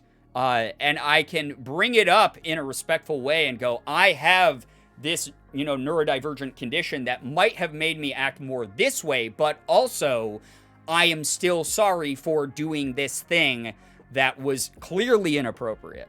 So there's still a way to do that. After leaving a job because of the disregard for boundaries, I've learned to stand up for myself and draw a line when someone goes too far, and I really try to make sure everyone is comfy and good. Yeah, exactly. Like, we can't accommodate for every single person's, like, hyper-specific, like, things that might bother them, right? But the big ones we try to hit for sure. And a lot of the times when there are special cases that seem to make sense for a majority of people in the chat, or even a large number of people in the chat, we do our best here. We really do our best. So, yeah. To a certain extent, we understand that we're being annoying, but sometimes have tunnel vision and don't realize until it's pointed out. Which is why we point it out. And again, if once it's been pointed out, if it's something where, like, you go, well, I don't care, and I'm going to keep doing that thing, that's when it becomes the problem. And I don't care if you are someone who has, whatever across the board of the spectrum, like, if it's disruptive and disrespectful and something that is genuinely making someone uncomfortable, then and it's making multiple people uncomfortable, like what I'm talking about right now, like what we had to call out, the other week. I'm gonna talk about it. I'm gonna set that. I'm gonna go, is this better for the group? Like, it sucks that this individual might not entirely understand what they're doing, but it's been pointed out to them multiple times, and if they keep doing it, that's not on me. That's on them to learn and grow in a different environment, because I'm not going to allow them to cause this one to have the type of tension and strife and horrible feelings associated with people just feeling, shit about something. I know I get that, like that when I'm uncomfortable, or when I'm comfortable. My mom used to ask if I had a sugar rush or energy drink when I'd randomly go into great excitement. Yeah, exactly. I've been there as well. Absolutely. Yeah, exactly, Mads. That's a good way to put it. Not understanding social cues isn't controllable, 100%. That's the whole point of what a lot of us deal with. But when you're told directly to stop, you hold yourself accountable. Exactly. And that's the type of environment that we have here. If you're unable to, follow that, again, we're not a bunch of fucking idiot children here. We're a bunch of adults. So it's just one of those things, like, I'm going to point it out. All right, anyway. Let's get back to fucking... Again, if you want some insanity, chat, if you want some fucking cursed memes and shit, this is going to do plenty for you. All right? Kind of like how it's not always easy to use somebody's new pronouns. As long as you're trying your damned hardest to use their pronouns, then it's not a huge personal issue. Right! But if you deliberately ignore it or don't try, that's when you're a garbage human. Right, yeah, exactly. And again, that's something that I think it's an important differentiation to make, for sure. Of course, I was a quiet kid, so it was jarring for my mother. I was the same way, Lucky Lavender. When I was really young, I used to just do, like, quiet playtime by myself. I'm sure I'd make voices for my stuffed animals and toys and shit like that and have them fight and battle and make, like, a shit ton of noise. But at the same time, I definitely had those bouts of absolute unhinged energy where she'd be like, what happened? You were quietly playing in your room for 2 hours straight. What is going on? Why are you suddenly running around the house at 90 miles an hour? So, yeah, I understand, and I think that's why I talk about it as much as I do here, and why I started labeling the streams as ADHD, is because I am very aware of neurodivergent behavior, not only because I was professionally a psych counselor for a little bit, but also because I have to deal with the struggles of it every fucking day. Morgan, I was in the shower the other day. I was in the shower yesterday. If you guys didn't see this tweet, I was in the shower the other day, and I was doing this, like, generic, like, sportscaster voice for some reason. I was like, hey, thank you, Seattle, for tuning in. This is Chet with the sports. And I just started, like sports commentarying, like, an imaginary sports game. And Morgan had to, like, come into the bathroom and be like, hey, like, through the shower curtain. And if she hadn't, I probably would have done that for like 25 minutes in the shower. Like, not even a joke, before I even realized what I was doing. So, yeah. I did see that tweet. It's fantastic. Yeah, I was just making up terms. Like, she apparently was, like, laughing her ass off because I was like, yeah, and Flanagan with that last-minute flumbus to win the match for the, I don't even know, like, Detroit Bumbletons or something is, like, the name I came up with. Does anyone find themselves acting out daydreams? Oh, yeah, I used to do that. Visualization was, like, a big thing for a long time. Flumbus. Yeah, that's the word I used. All right. I need to know, okay. Here is my, we got to make this more specific for Billy, because Billy's drunk. We have to remember this. Billy is drunk right now. Yes, Flumbus is a great sports move, my favorite sports ball move. I'll get in the shower or just do anything and just make the weirdest sounds while thinking about it. Yeah, I mean, I do that shit all the time. I'll just be sitting there in the shower, and, like, Morgan will come in to, like, do her skincare at the sink or something, and I'll just be like, bleh, yep, like, just making a weird... Like, it's like if Link from Zelda got possessed. You know, like, Link, everyone makes fun of Link because the voice acting for Link is just hot, like that. And it's like that if, like, Link got, like, possessed. If Link hit the bong way too hard, that's the noises I make in the shower. Just for no reason. I don't know why. I don't know why. In the shower, like, blah, blah, yeah, exactly. It's, all right. Here's my grandma's famous juice recipe. There we go. We're gonna make it really fucking easy for Texanth here. I don't do this as much as just calling back random words and phrases. Oh yeah, I do that too. I can't remember what fucking song I was singing yesterday, but I just kept singing it over and over. And all that it took to activate that part of my brain was I heard a 3-second clip of it on TikTok. And so all I've been doing is only singing that 3-second, like, intro of the song. I don't know why. It just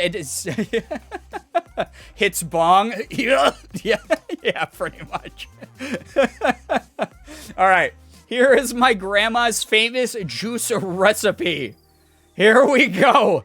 Yes, we got a recipe! All right, we hacked the system. We have a gigantic brain, chat. All right. If you guys have ever been curious about my grandmother's famous juice recipe, 1. Mix 1.5 tablespoons of honey with 1/4 cup of hot water in a glass container. Then stir in a 1/4 cup of 100% apple juice. So grandma's juice is made up of someone else's juice.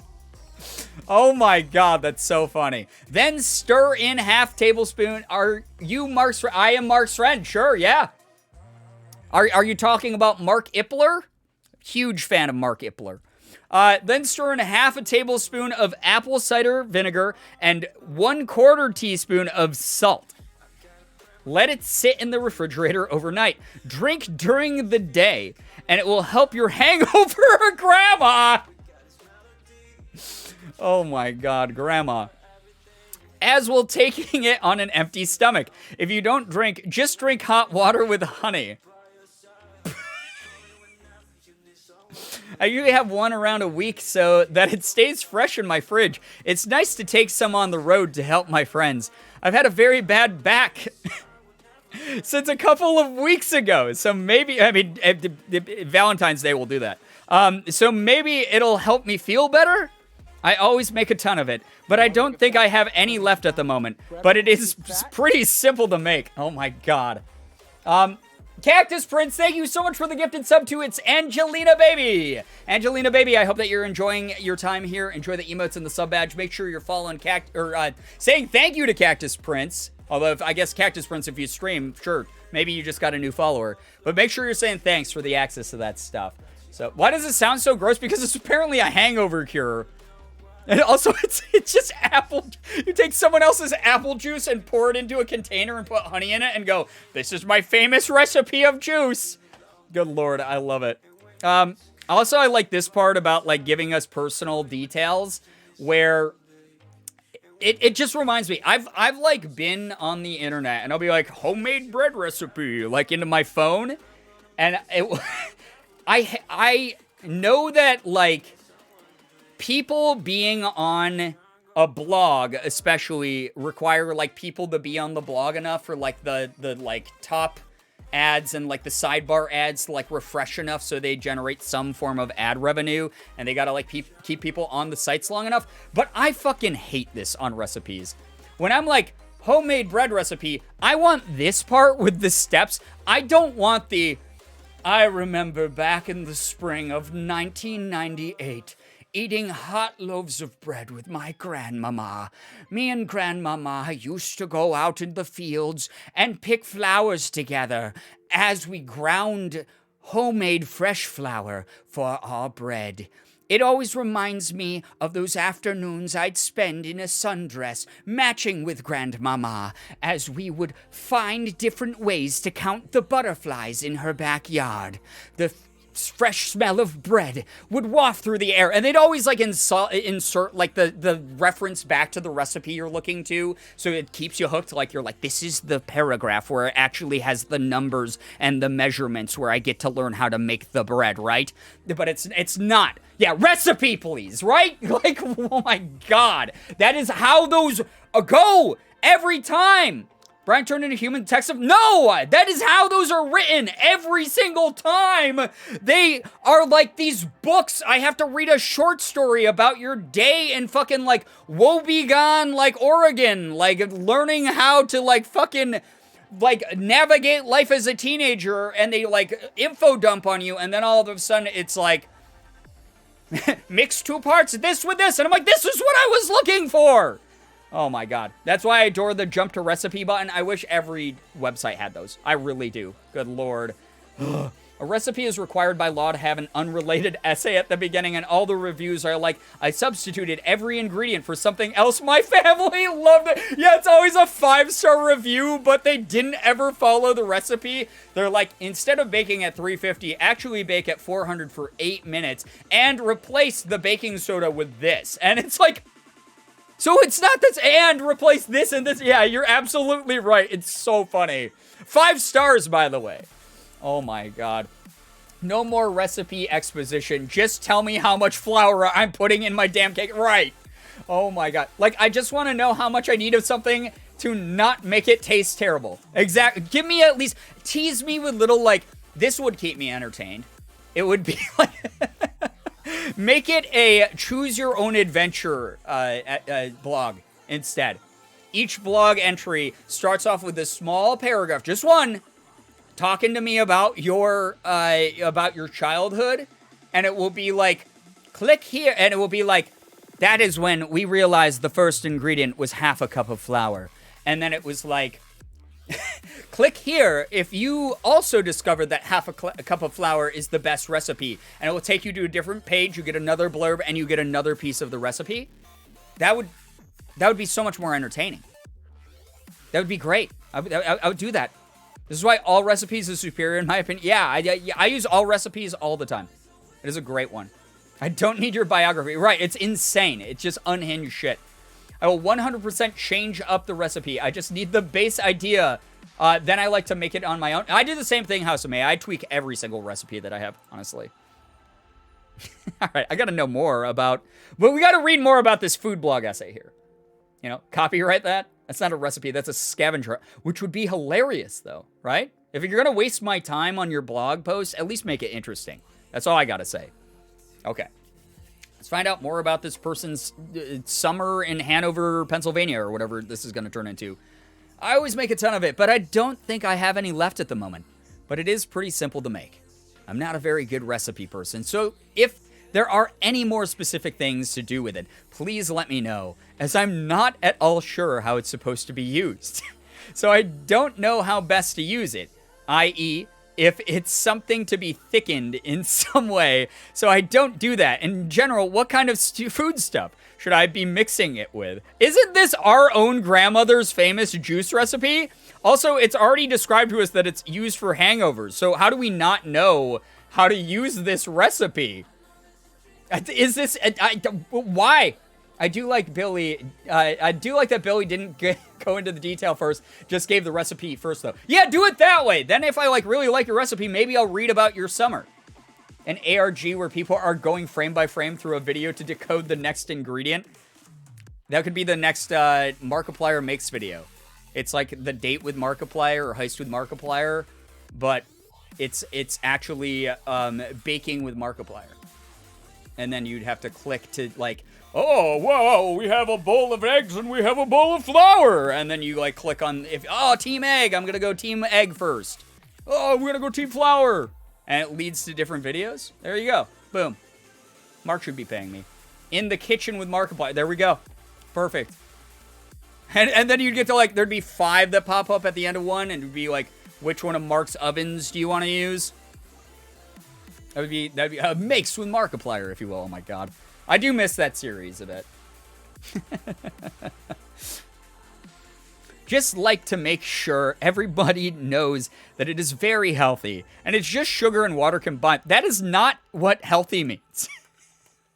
The vinegar and the salt help to stop your kidneys from overreacting. So it will not harm your kidneys. Just help. And that's what I use it for. My grandma was diabetic, so that's what I use it for. Okay, well, that's nice to know. For my grandma, it was not a daily thing. She ate it about once a week, so that was good enough for her. Wait, if grandma was diabetic and she was drinking things that were just sugar and water, is that not dangerous? Oh my god. If you miss it, just go tell Mark to make it again. Isn't that why you're friends with him? I've fed a couple video ideas to Mark. He's thought they're funny. He's never done any of them. She ate a lick. I mean, yeah, sometimes you gotta chew it, right? I'm heading out right now. If you're still streaming in an hour, I'll be back. Well, Slap the Frog, we'll probably still be going in an hour for sure. So, yeah. Very, very healthy if you're a hummingbird. All right, Grandma, that was a pretty good recipe. I kind of want something a little bit more unhinged, though. So here's my favorite recipe for pie. Here's my favorite recipe for pie. Sugar water is the poor person's Kool-Aid. Yeah, I mean, to be fair, yeah. I definitely have been there. Grandma is hummingbird confirmed. Plot twist, Grandma was indeed a hummingbird. Yeah, there we go. There we go.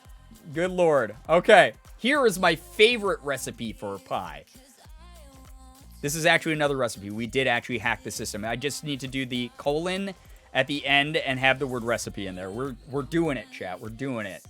Now the real question is if anyone will make Grandma's juice. That's always the question. So we've had a couple questionable recipes that seem like maybe they would hurt you a little bit more than they would be good for you. And there's a couple that could potentially be used in cooking and with interesting results. I don't know. Billy, I need a recipe for water. Excellent idea, Steelers fan. We'll do a recipe for water after this. 1/4 cup all-purpose flour. 1/2 teaspoon salt. 1/4 teaspoon sugar. 1/8 teaspoon cinnamon. Okay, this is actually a good start so far. Combine flour, salt, sugar, and cinnamon in a small bowl. Pour into 9-inch pie crust, filling the crust no more than 1/2 inch from the edge. Bake at 450 degrees for 8 minutes, then reduce heat to 350 and bake 40 minutes. I do not know how to bake very well, so I don't know if this is good advice. So, 1/4 cup of flour. Very small pie, yeah. Vid idea, actually cook randomly generated recipes. Crisco Richard, that was actually a video idea that I might do at some point if I feel like destroying my fucking oven and stove at some point. My son, oh my god, here we go, the storytelling. I also want to add that I'm a huge fan of any kind of cinnamon roll. Yum. Our favorite type of pie is a cinnamon roll? Okay, I don't know if those are in the same classification, but here we are today. My son is always looking for recipes, and I would love to share some with him. He loves to help me bake, so we have some awesome family dinners. We would also like to share some of our favorite family recipes. We enjoy trying new things, but also enjoy doing some of our favorites that we grew up with.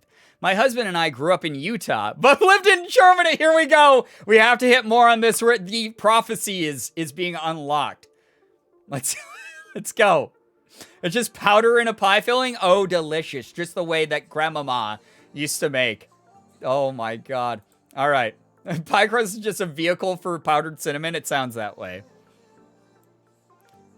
My husband and I grew up in Utah, but lived in Germany for a time. So we enjoy food from other countries as well. I mean, you can like food from other countries without going to them. Or without being anywhere outside of the US. What are you talking about? He also grew up with a love for wine, so I know we will enjoy discovering some new wines with him. Here is a couple recipes we enjoy. Here we go. This could get something. Now craving Cinnabon? Oh my god. That sounds so good right now. Is it a cinnamon pie? Yeah, I mean, I agree. German food is fucking fantastic. It is, but you can enjoy it without having to... Iced tea brownies. Here's some of our some of our favorites that we grew up with. Iced tea brownies.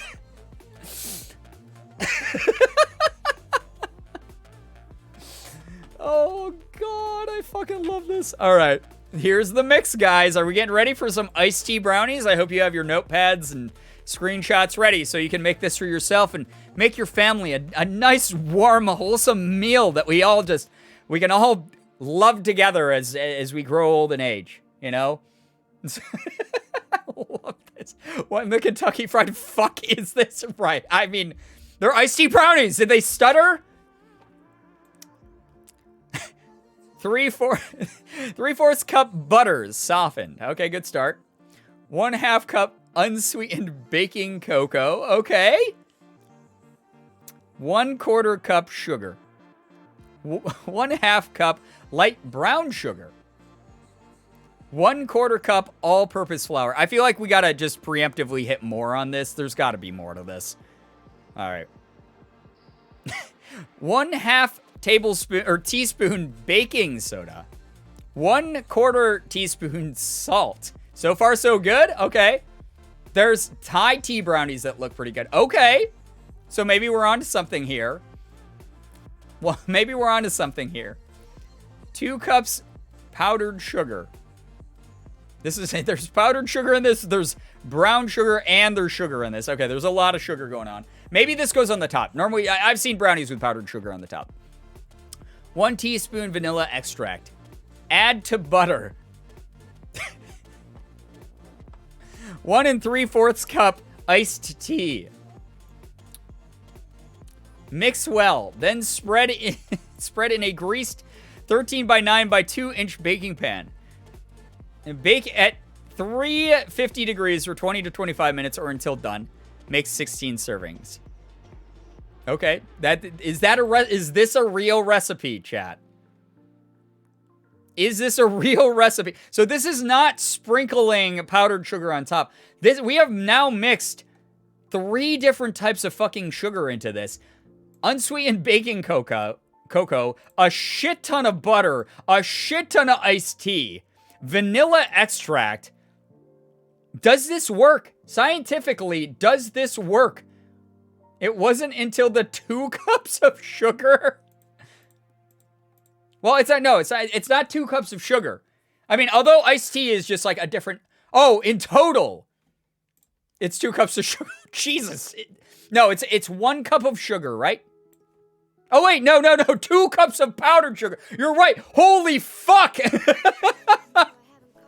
This is gonna be more powdered sugar than any other ingredient in this, including the iced tea.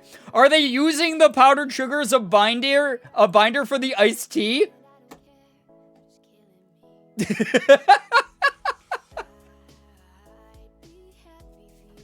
Wait, this is just a really fucking powdery and then wet mixture of like, it's just mushy powdered sugar at this point. Right? Am I making that up? Like this would be the powdered sugar would kind of be balanced out by the iced tea, and it would just be like muddy powdered sugar in a pan. It's unsweet tea, you need the sugar? Okay, that's fair, but we still come into an ingredient proportion issue that's very real here. I don't know, like, I'm not great at baking, but I feel like 350 for 20 minutes is too low. I feel like we're just making fucking soup here.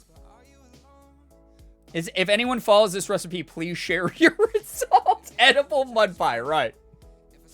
I'm wondering if you could just combine the powdered sugar with butter and tea and make an iced tea frosting. That would actually be kind of fucking good, I think. I think that would be amazing. Unsweet tea needs some sugar, not enough sugar to make an entire grade 1 class hyper. Yeah, right? Good, yeah, good. This is good soup. Oh my god, I can tweak this to work. Please let us know how said experiment works out for you. Okay, we got pumpkin butter balls. One of our favorite childhood recipes, chat. You remember pumpkin butter balls. I can't wait. Balls. 3 cups cooked chopped pumpkin. Okay, we're making a big batch. We're making a big batch, for sure. I don't like tea, but let me write this down. Good luck to you. 3/4 cup brown sugar. 3/4 cup plus 2 tablespoons. Wait, plus 2 teaspoons all-purpose sugar. So we're gonna put the 3/4 cup of the all-purpose flour, and then we're gonna take two little teaspoons and then dump them on top. Okay, very precise because baking is just chemistry. 3/4 teaspoon cinnamon. 3/4 teaspoon nutmeg. These are just ingredients that like kill cats, right? That's like if you have cats, keep this recipe away from them. 1/4 teaspoon salt. 1/2 cup shortening. Is that a lot of shortening? That seems like a lot of shortening. I don't know. That just feels like that could be a lot of shortening. Apparently just cooked chopped pumpkin, not pureed. So they really like their sugar. I mean, again, favorite childhood recipes. When you're a kid, you just want to eat candy all the time, right? I feel like that's a lot, but I have literally no idea. Yeah, I have no frame of reference for this because I destroy everything I try to bake. Shortening is usually for pies. Good. Oh my god. Yeah, a lot of times you make 1.5 times a recipe. It'll have tablespoons on top of cups. I mean, it makes sense. Yeah, like I said, I've seen that as well before. It's like it makes sense. I think the neural network is just throwing every baking ingredient at the wall and hoping for the best. I hope it works out for you guys. Bubble Juice, take care. Get some good rest. All right, we have a 1/2 cup of sugar. So we have 1.25 cup total sugar right now we're working with. It's a lot of sugar, but it makes sense, kind of. Add 2 pumpkin. This is where it got a little bit dicey here with the butter. Why was it? I don't know. Okay, anyway. Add to the butter. 3 eggs, or add to the pumpkin, 3 eggs beaten. 1 cup chopped pecans. That seems like a lot of pecans. Pecans? How do we say this, gang? I don't know why I said it pecans. I just wanted to sound fancy. I say it like pecans. I say pecans because I'm from Rochester, and that's just the way we say it. Is it pecans? Pecans is the way that I feel like I have to use my voice. 1/4 teaspoon vanilla extract. I say pecans. Okay. I say pecan. Yeah, there's other pecans here. I say it like pecans because New Jersey. Yeah, there we go. I'm from Rochester, like Rochester, New York. We put the heavy A on everything. It's like the obnoxious nasal A on fucking everything, dude.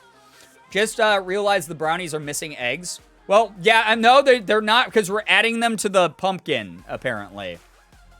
See, we got... He only likes her because she's old. She's probably... 3 eggs beaten added to the pumpkin.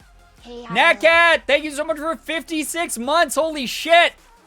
Hello, hi, we're here with TechSynth. Something you may or may not remember. We used to do this a lot back in the day. I was feeling a little bit nostalgic, you know? If you're eating the nuts, they are pecans. But it's pecan pie. I mean, that's fair. There's definitely words I pronounce differently depending on the context of them. These are 2 separate recipes. This is for not the iced tea brownies. This is for the pumpkin butter balls. This is all one. So no. The eggs are added to the pumpkin. This is not 2 different recipes. This is a separate step you have to prep before you add the pumpkin into the overall mix, I guess. We have an eighth of a teaspoon baking soda, 2 teaspoons baking powder. Mix well and spread in a greased 13 by 9 by 2 inch baking pan. Then bake at 375 degrees for 15 to 20 minutes or until done. Pour in a glass or pottery bowl and serve for dessert with a scoop of ice cream or whipped topping. Add a scoop of vanilla ice cream, some chopped nuts, whipped. See, that sounds good, but like, why are they called pumpkin butter balls? Do we use an ice cream scoop to make them a ball before we bake them? If we're already mixing in the pumpkin with the rest of the shit, why wouldn't the eggs just be up here with the rest of the shit? Why wouldn't all this shit be up here? The pour? Yeah, I feel like they have a very loose understanding of fluid dynamics. Pumpkin untruth balls, huh? I've once again been misled. Yo, Texan. Yes, hello, Lard Martini. Hi. Well, I don't know what's going on. Butterballs are supposed to be in ball form. Right! I've had like rum balls before. You're supposed to do the thing where you like use like a little ice cream scooper and them onto like the baking or whatever, or like they put them in like that. You scoop them first, or you form them with your hands into something. Like what? Pour the balls. Never had an anything ball. Well, you should. You should have a lot of balls in your life. Chat. Pumpkin. I can't believe there's no butter balls. Yeah, right. What? Where? Yeah. Where's the pumpkin butter part come into this? Why are they called pumpkin butter balls? If anything, so we were talking about eggs. Eggs are in here. There's no butter in this. It's a half cup of shortening.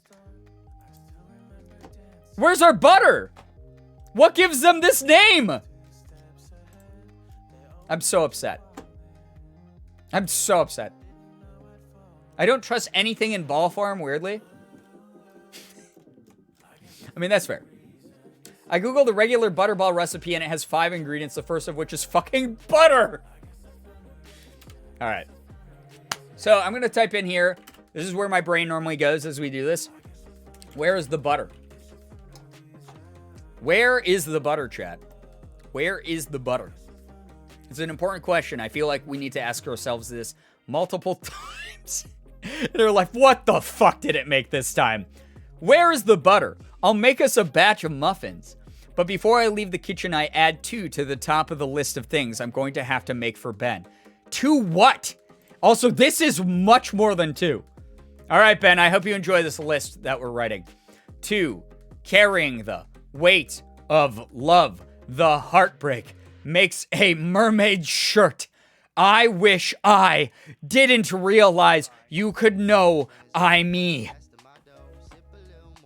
Oh my god, it became a beat poet. Billy, you grew up to become a philosophy major beat poet? How is that gonna pay the bills, Billy?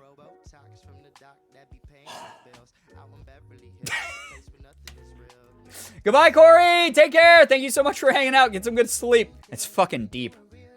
I'm hysterically laughing at this for no reason. This is just what this does. Where is the butter? I asked Steven. We gotta make it dramatic now. I'm either too sober for this or Billy's too high for me. Billy's mind is playing 4D chess at any given time.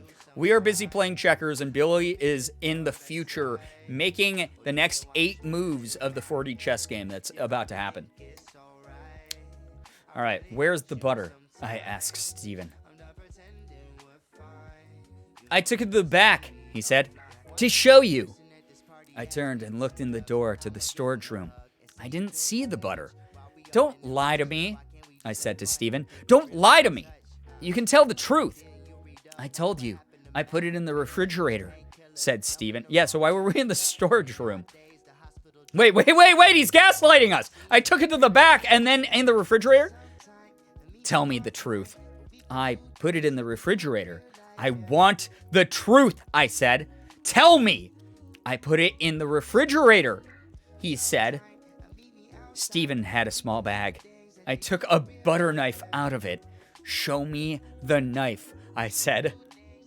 We took the butter knife out and said, show me the knife. He opened the bag and showed me the knife. I took it and looked at it. It was a little knife. Open the refrigerator door and show me the butter, I said.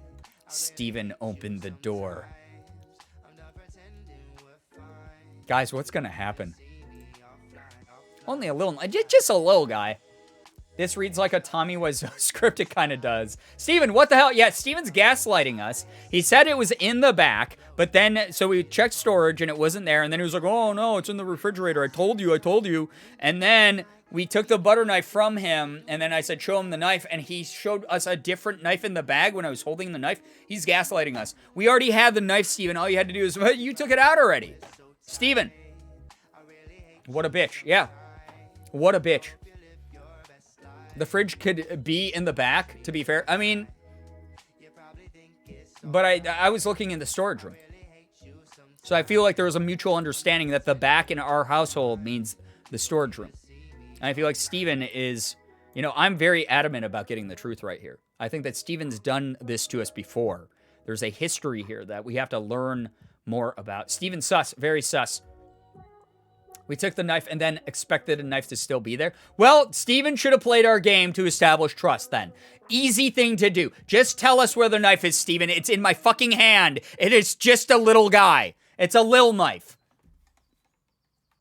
All right. Steven opened the door. I took the butter knife and opened the door, and opened the refrigerator. Then I took the butter and I showed it to Steven. Okay, I said. Now tell me the truth. Did you put the butter in here yourself? Or did you? Yes, said Steven. Where did you get the butter? From the grocery. Where did you put it? I put it in the refrigerator. I walked away from Steven, and he followed me. I need to speak to you about this, I said. About what? He said. About the butter. Tell me why you bought the butter. Because I saw it in the refrigerator. I needed butter. When you needed butter, you went to the grocery? Yes. When you were in the grocery, did you see the butter? No. Guys, I gotta know more! I need to know more! He keeps telling me things and then he retracts them. What's the truth? The new telenovela, I swear. I need to know. We need to know. I'm gonna hit, preemptively, I'm gonna hit more like 3 times. Sarcastic Gates, hello, hi, welcome to the stream. So confused? You won't be, it's going to resolve this in a way that definitely makes sense. I'm intrigued now. I need to know. This is good. These are good prompts for voice acting because this is definitely totally a script that I would get.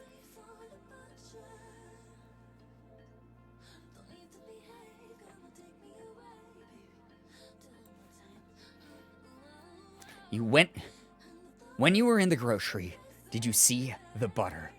No. Did you ask for butter? No. I saw it and I needed it and I bought it. You saw it in the refrigerator, and you wanted butter, and you got it. I bought it, said Steven. I looked at him, and then I left him. I'm sorry, I said to him. I can't do anything with a man who is so honest. Oh my God, this was a test. We knew what had actually happened. We were testing Steven, and he was passing with flying colors to the point he's so honest, it's actually a red flag that's problematic. We were gaslighting Steven, exactly, Chronic. This is insane. We like a good, we like a good man we have to fix, I guess. Outside, I called the grocery store, and they said that they had sold the butter to Steven. Oh my God, we even checked the facts. We cross-referenced. That night, he told me he had to do the washing, and I could wait until he had finished to tell me what had happened. Am I the villain? Yeah, this is an am I the asshole post on Reddit. The epitome of an unreliable narrator. That's what we are. He has receipts. He does.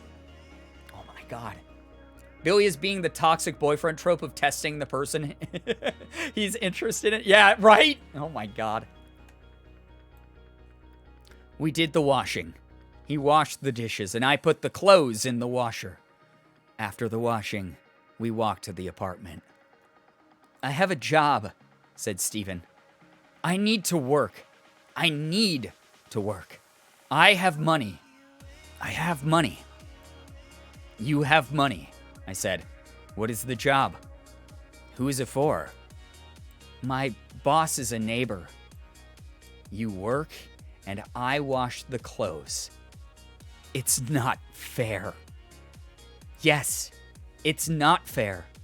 It's not fair, said Stephen. And what is the job? I work at the grocery, said Stephen. This is how he knew there was butter there the whole time. And we know it's not fair. He has to work while all we do is the washing at home. We want him to be treated better. We've been treating Stephen wrong the whole time. He's too good. He's too good of a man. Billy is getting galaxy brain on us. He really kind of is. Oh my god. You work at the grocery? What? At the grocery store. I clean up there.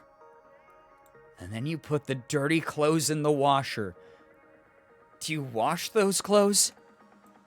Yes. And what else do you do?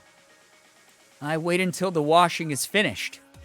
I wait, and I take them out of the washer. What else do you do? I asked. I mean, what do you do when you're there? Chat, we need to keep continuing this one. We never deserved you, Steven. Steven, I'm so sorry. To be right now, so we are like having Steven describe in very direct, very detailed fashion what's going on. I think that there's a little bit of narrator author bias here. Billy is again a drunk 8-year-old, and Billy has definitely had a lot of moments where an adult or a teacher of some kind has gotten up in his face and gone, "Now, Billy, what did you just do?" And Billy has had to repeat back, "I drew on the wall with crayons, the red crayon," you know, and has had to get like hyper specific. So I almost feel like maybe there's a little bit of Billy's projection coming out here in his writing. And that's fair. That's fair. So we should continue this saga. This is joining White Man's Bread and Grandma's Cold Chili Sauce in the Tech Synth Hall of Fame. There's a lot of intrigue here. There's a lot of intrigue here. I'm at the edge of my seat. I need to find out. All right, we hit more twice. I do like that this is some affirmation here, guys. This right here, if you need to talk yourself up, take your cues from Steven. What a fucking brilliant person. I need to work. I have money. You know, like he's just affirming. White Man's Bread, Grandma's Cold Chili Sauce, Steven's Butter Saga. Yeah. Should all aspire to be Steven. Truly. Tells the truth. Is just a good man, apparently. Sell butter pins that say Team Steven. That's actually really cute. Okay. All right. What else do you do? I asked. I mean, what do you do when you're there? They want me to do it all the time.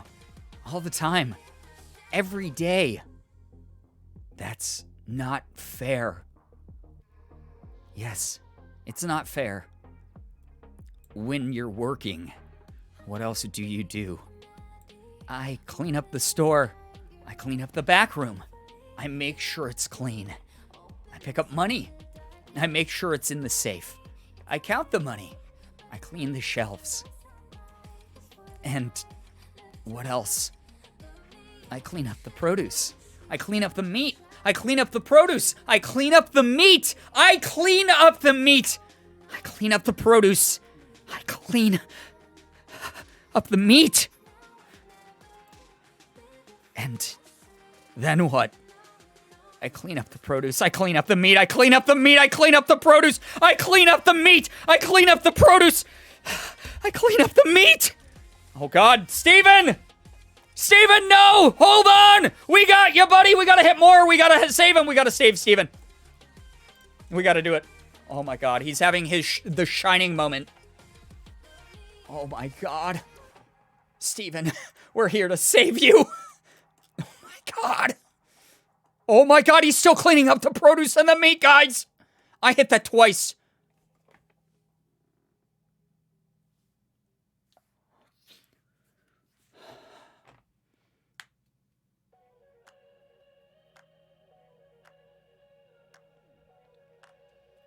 Chat. Can we please? This is going to be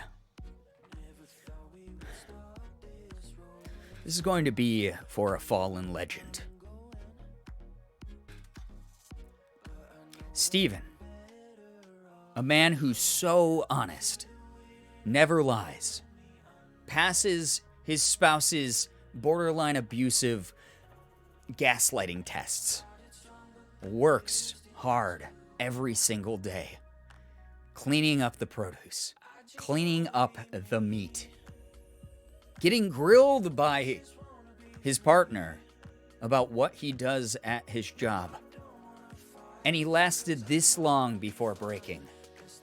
Truly a fallen soldier. Thank you for the salutes. Thank you for the Fs. It's pretty good. Type, I clean up the produce, I clean up the meat. Steven said, oh, you know, so here's the thing about that suggestion, iGirlGeek. That is most likely where I was going to go with this anyway. Because for those of you who have been here for previous TechSynth streams, anytime TechSynth breaks and we are fully invested in a story like this, we absolutely find a way to unbreak it. We go, okay, this might end up being a totally different story, but it's the next chapter. We need to know. Supermarket life will do that to you. Anyone who works in a supermarket or retail, food service, whatever, God damn it, my hat's off to you. You like, Jesus Christ, like you guys have to deal with so shit. Service industry, like the hotel industry, grocery stores, car dealership or car rentals, like shit where you're just dealing with the general public who has like this vast expectation of like what you should and shouldn't do and makes assumptions about what you can and cannot do. It's insane. I've worked in retail so many times in my life, and I'm just saluting all of you. I'm sad that Brian didn't read the whole thing. I don't feel like I got the whole story.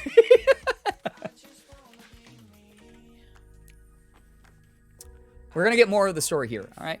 I didn't want to blow up my voice because there's actually like a couple voice acting auditions that I just got for due this week that I don't want to blow out my throat too much.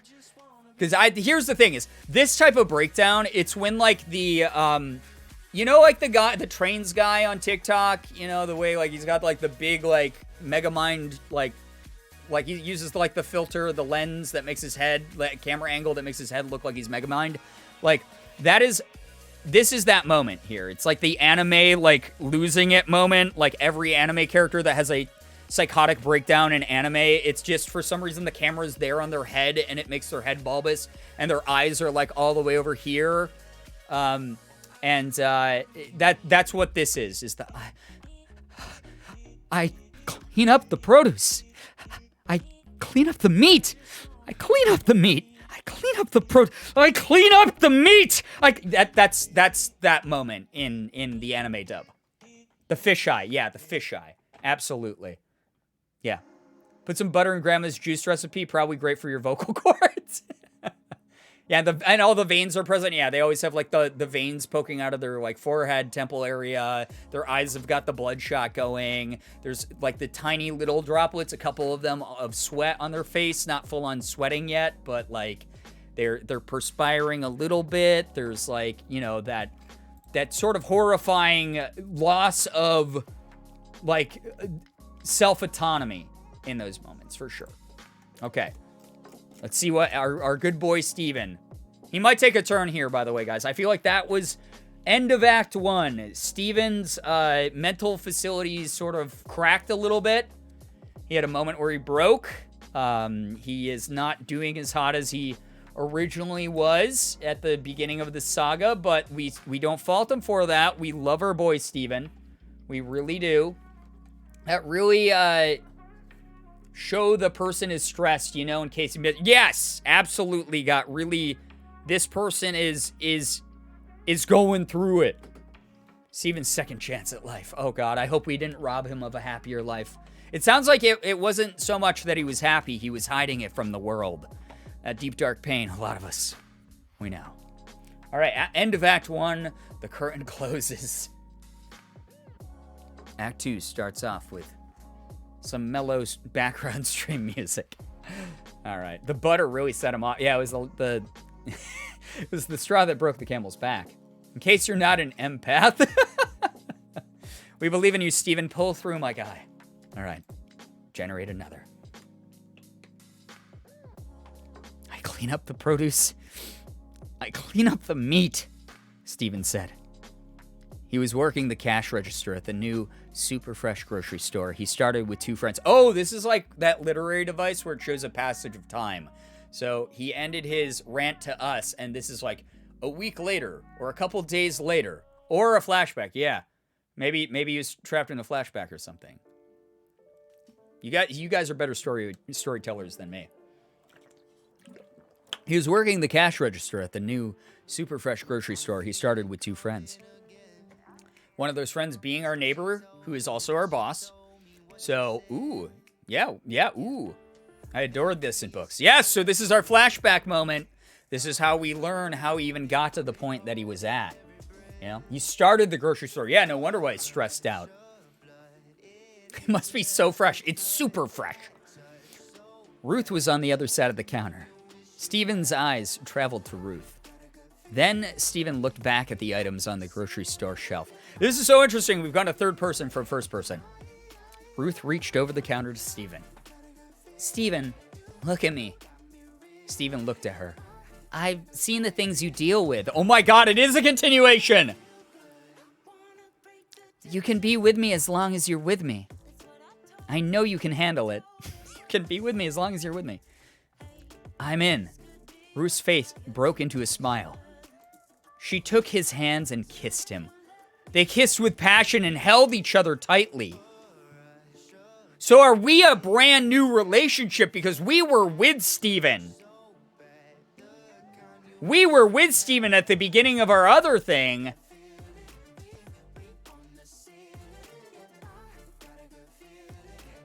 So we're the relationship. Maybe if this is a flashback, headcanon, we're saying this is a flashback. Headcanon, this is a flashback. Because the other one was in first person. This is describing a brand new character. All right? This is a flashback. And this is from a time when Steven was a little less stressed out. And this is going to be the events, his previous relationship that led him to being with us, where he's stressed out. Ruth seems kind of manipulative, not going to lie. I wonder if that's what's happening here, is that we've triggered something in Steven's brain that he shoved down onto the, you know, he shoved down beneath all of his complex thoughts, or smushed down like a trash compactor so that he could only operate with monkey brain, which is why he repeats things so often, right? Flashback to when he was happy with Ruth. Apparently happy in the beginning, at least here. We'll see. We'll see. Imagine you're getting some milk and you just see the scene. Ah, he's the owner. He gets to get away with whatever he wants. He downgraded with Billy the Gaslighter. I think, I think maybe we are the toxic element that was added to his life that made him snap. They kissed with passion and held each other tightly. Steven's eyes darted to the other side of the store. You could see his friend Matt in a conversation with a friend of Matt's. One of Matt's friends was a boy he'd gone to school with. Matt's friend was cute and looked younger than Steven had ever seen. Is it us? Maybe this is us. Maybe. Someone said butter pins that say Steven, and maybe it inspired me to do something. Nice. Team Steven butter pins. Let's go. Steven didn't know how to tell his friend Matt that the boy was older than he looked. Ruth broke the kiss. She looked into Steven's eyes. She started to say something, but she paused. She couldn't even tell if he was responding. She knew he was listening. She couldn't take that chance. She doesn't like when he listens, apparently. She started to say something else, but it died on her lips. She looked at the other two and then back at Steven. She saw something on Steven's face that caught her eye. She knew it wasn't the usual look of her Steven. She thought it was guilt. She wasn't quite sure, but she could tell he was hiding something from her. Yeah, it's that guy who's friends with his friend Matt is actually younger than or older than he looks, apparently. Billy's origin. She didn't have time to consider this. She grabbed his hand and walked with him to her car. The drive to Ruth's house was quiet. Wow, that made a one. They were making out in the store, and then now they're having an awkward, quiet ride. Ruth pulled into her driveway. She looked at Steven in the rear view. Wait, why is Steven in the back seat? Being able to see Steven in the rear view implies that Ruth drove him around like his parent. And then he's in the back seat. The dog, yeah, he's in the doghouse.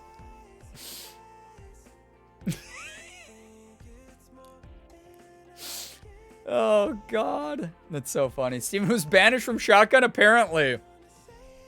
Okay. I don't know what I'm going to do if he's not in there with you. In there with us. In there. Wait. Is this a multiple personality moment? Is this the movie Split? The real Steven is, maybe that's the issue. That's what broke Steven. Steven's dealing with some heavy mental issues. Steven's face was still blank. Steven, I love you. I've always loved you. Don't make me worry about you. I'm not sure I can wait any longer. Ruth's voice cracked. I love you. Ruth started crying. She didn't know why she was crying, but she couldn't help it. She drove away and cried the whole way home. Wait, I thought we'd pulled into the driveway. Ruth was confusing. She backed out of the driveway and then drove all the way home by driving back into the driveway. And she cried that whole 2 seconds. He looked in on her as she walked into her house. She was sitting at the kitchen table in a robe, eating a bowl of cereal. I mean, that sounds fair. She had a hard day, so got into some comfy clothes and ate some cereal. She had mascara under her eyes. He knew it was all because of him. He walked to her. She looked up and looked past him. I'm sorry, Ruth. Ruth looked at him. She smiled. She could tell the look on his face was genuine. So there's genuine Steven and Steven who zones out for a long time, is what I'm getting. He's still in the back seat. I mean, I feel like maybe we skipped some steps, but they're inside now. We have to keep up with the scene. They're inside now. We can fill those in later in post. It's fine. Like the Joker. I'm a lot like Joker from the movie Joker. You don't have to apologize. Steven sat down next to her. He stared at her for a moment. He didn't know what he was going to say. It was strange to him. He was a man who didn't really think. Like I said, monkey brain, guys. At least not in this way. He didn't know what he was going to do. He wanted to be honest. This is the arc of him becoming too honest. He knew if he lied to Ruth, she'd know. Ruth loved him, and she knew. He knew she would never forget if she knew. This is it, guys. This is full circle. This flashback is explaining that he knew that Ruth knew when he was lying. And so he needed to start being more honest. And he became the most honest man you can possibly be. Holy fuck! This is mind-bending storytelling! Holy shit. Jackrabbit Bites, hello, hi, welcome to the stream. Starting to feel real seen by Steven, my beloved. As you should! The man is a hero! He's gone through a fucking lot! My guy. Oh my god. Ruth didn't know what to say.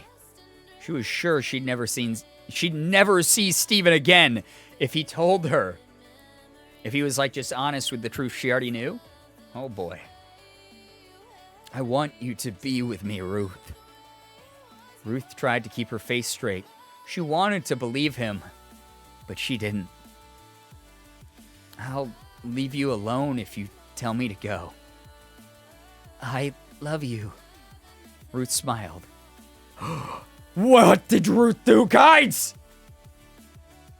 Is this an AI script? It sure is. We're using the website TextSynth on its Playground tab, where it just messes around with the algorithm. We are deep into the flashback of Billy. We've nicknamed TextSynth Billy tonight. Billy is a drunk 8-year-old in most circumstances, although Billy is aged up for this particular story here. Billy, in modern present day, is dating someone named Steven, and Steven had a mental breakdown when being asked about butter and about his job. This is a flashback to earlier on when he was working at the job and hadn't quite snapped yet. So Steven is currently with a different partner named Ruth in this flashback. For a drunk 8-year-old, Billy is a pretty good writer. I mean, Billy is doing well here. God damn. Ruth smiled. I hope I'm keeping it nice and dramatic and gripping, by the way. She looked at him for a moment. She wanted to say something. The words wouldn't come out of her mouth. She was nervous. Seemed like everyone in her life was telling her what to do.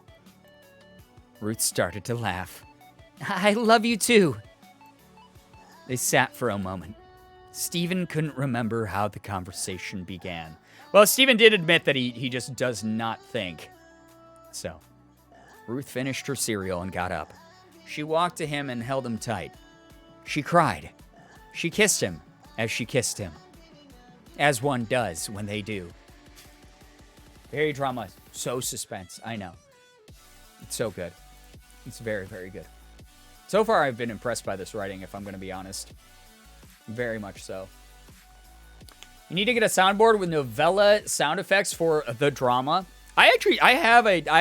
Morgan just reminded me of this the other day. I have a Stream Deck I could program to do stupid shit like that, and I just have never used it.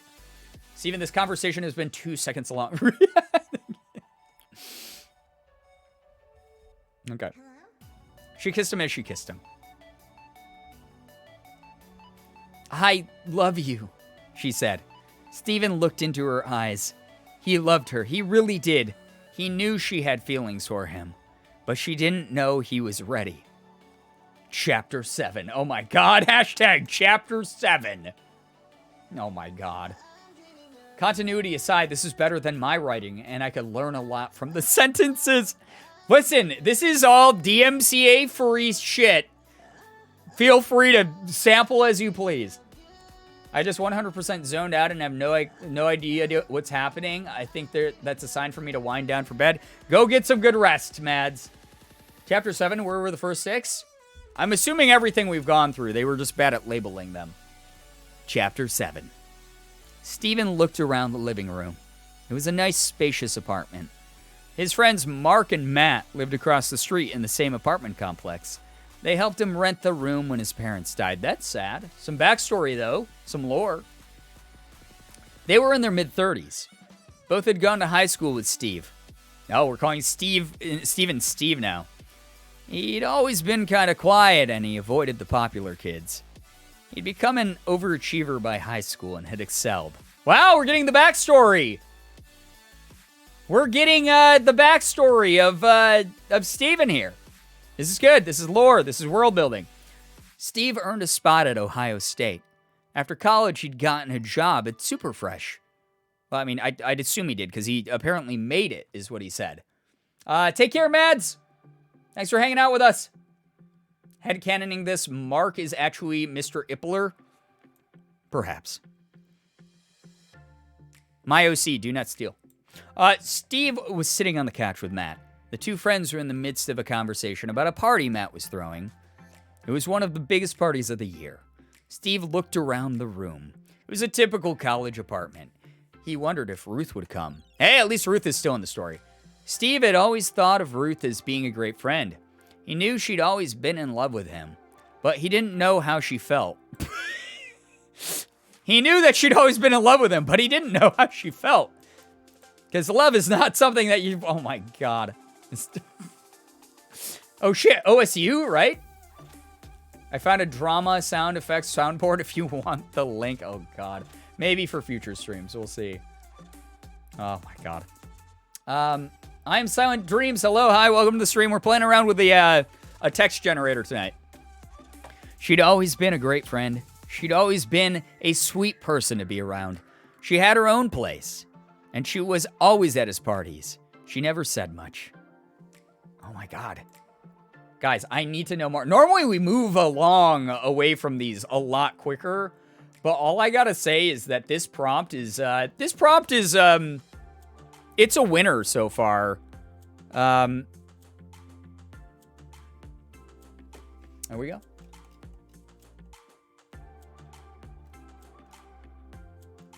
Where were we? All the way down here. Okay. Okay.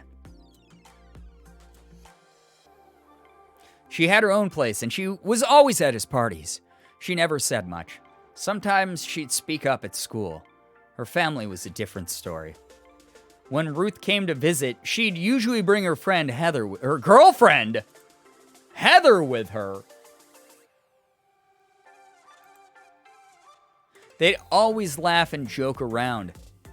Heather never took it too seriously. She was easy to talk to. Is there some, I can't tell if there's some like polyamorous stuff going on here or what the deal is. When Ruth came to visit, Heather went to her room and didn't even come out to say hi. Steven knew why. Oh my God. Ruth and Heather weren't just friends. Ruth had a crush on Steven since they were in school together. Heather had always kind of liked Steven.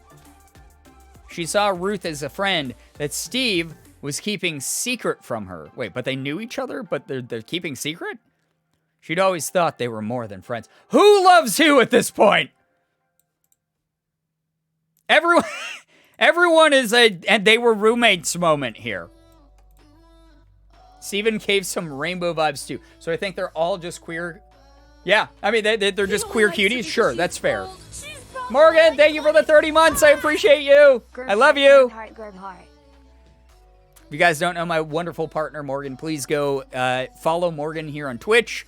Use Morgan's command to check out all the cool things that Morgan's up to. TikTok, YouTube, Twitch, Twitter, Instagram, you name it. Go support the crap out of her. For Ruth and Heather's entire senior year, the two women's phone calls were non-stop. Heather would call them first thing in the morning. Ruth would call them later in the morning. Ruth would call them again after school. All right, we're into they, them pronouns also. So there was like she earlier, so there was like she, them. We got she, they going. All right? Kind of big. Hey, what's up, sport? Welcome to the stream. Heather would call Ruth the next morning. Ruth would call Heather the next morning. It was annoying to Steven, and he wanted Heather to just keep to herself. He liked Ruth, but he didn't want anything to come between his best friend and his best friend's girlfriend. Wait.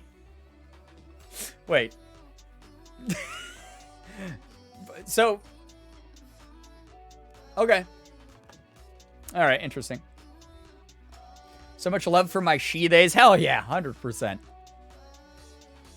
One night in June, Steven was walking by Heather's room.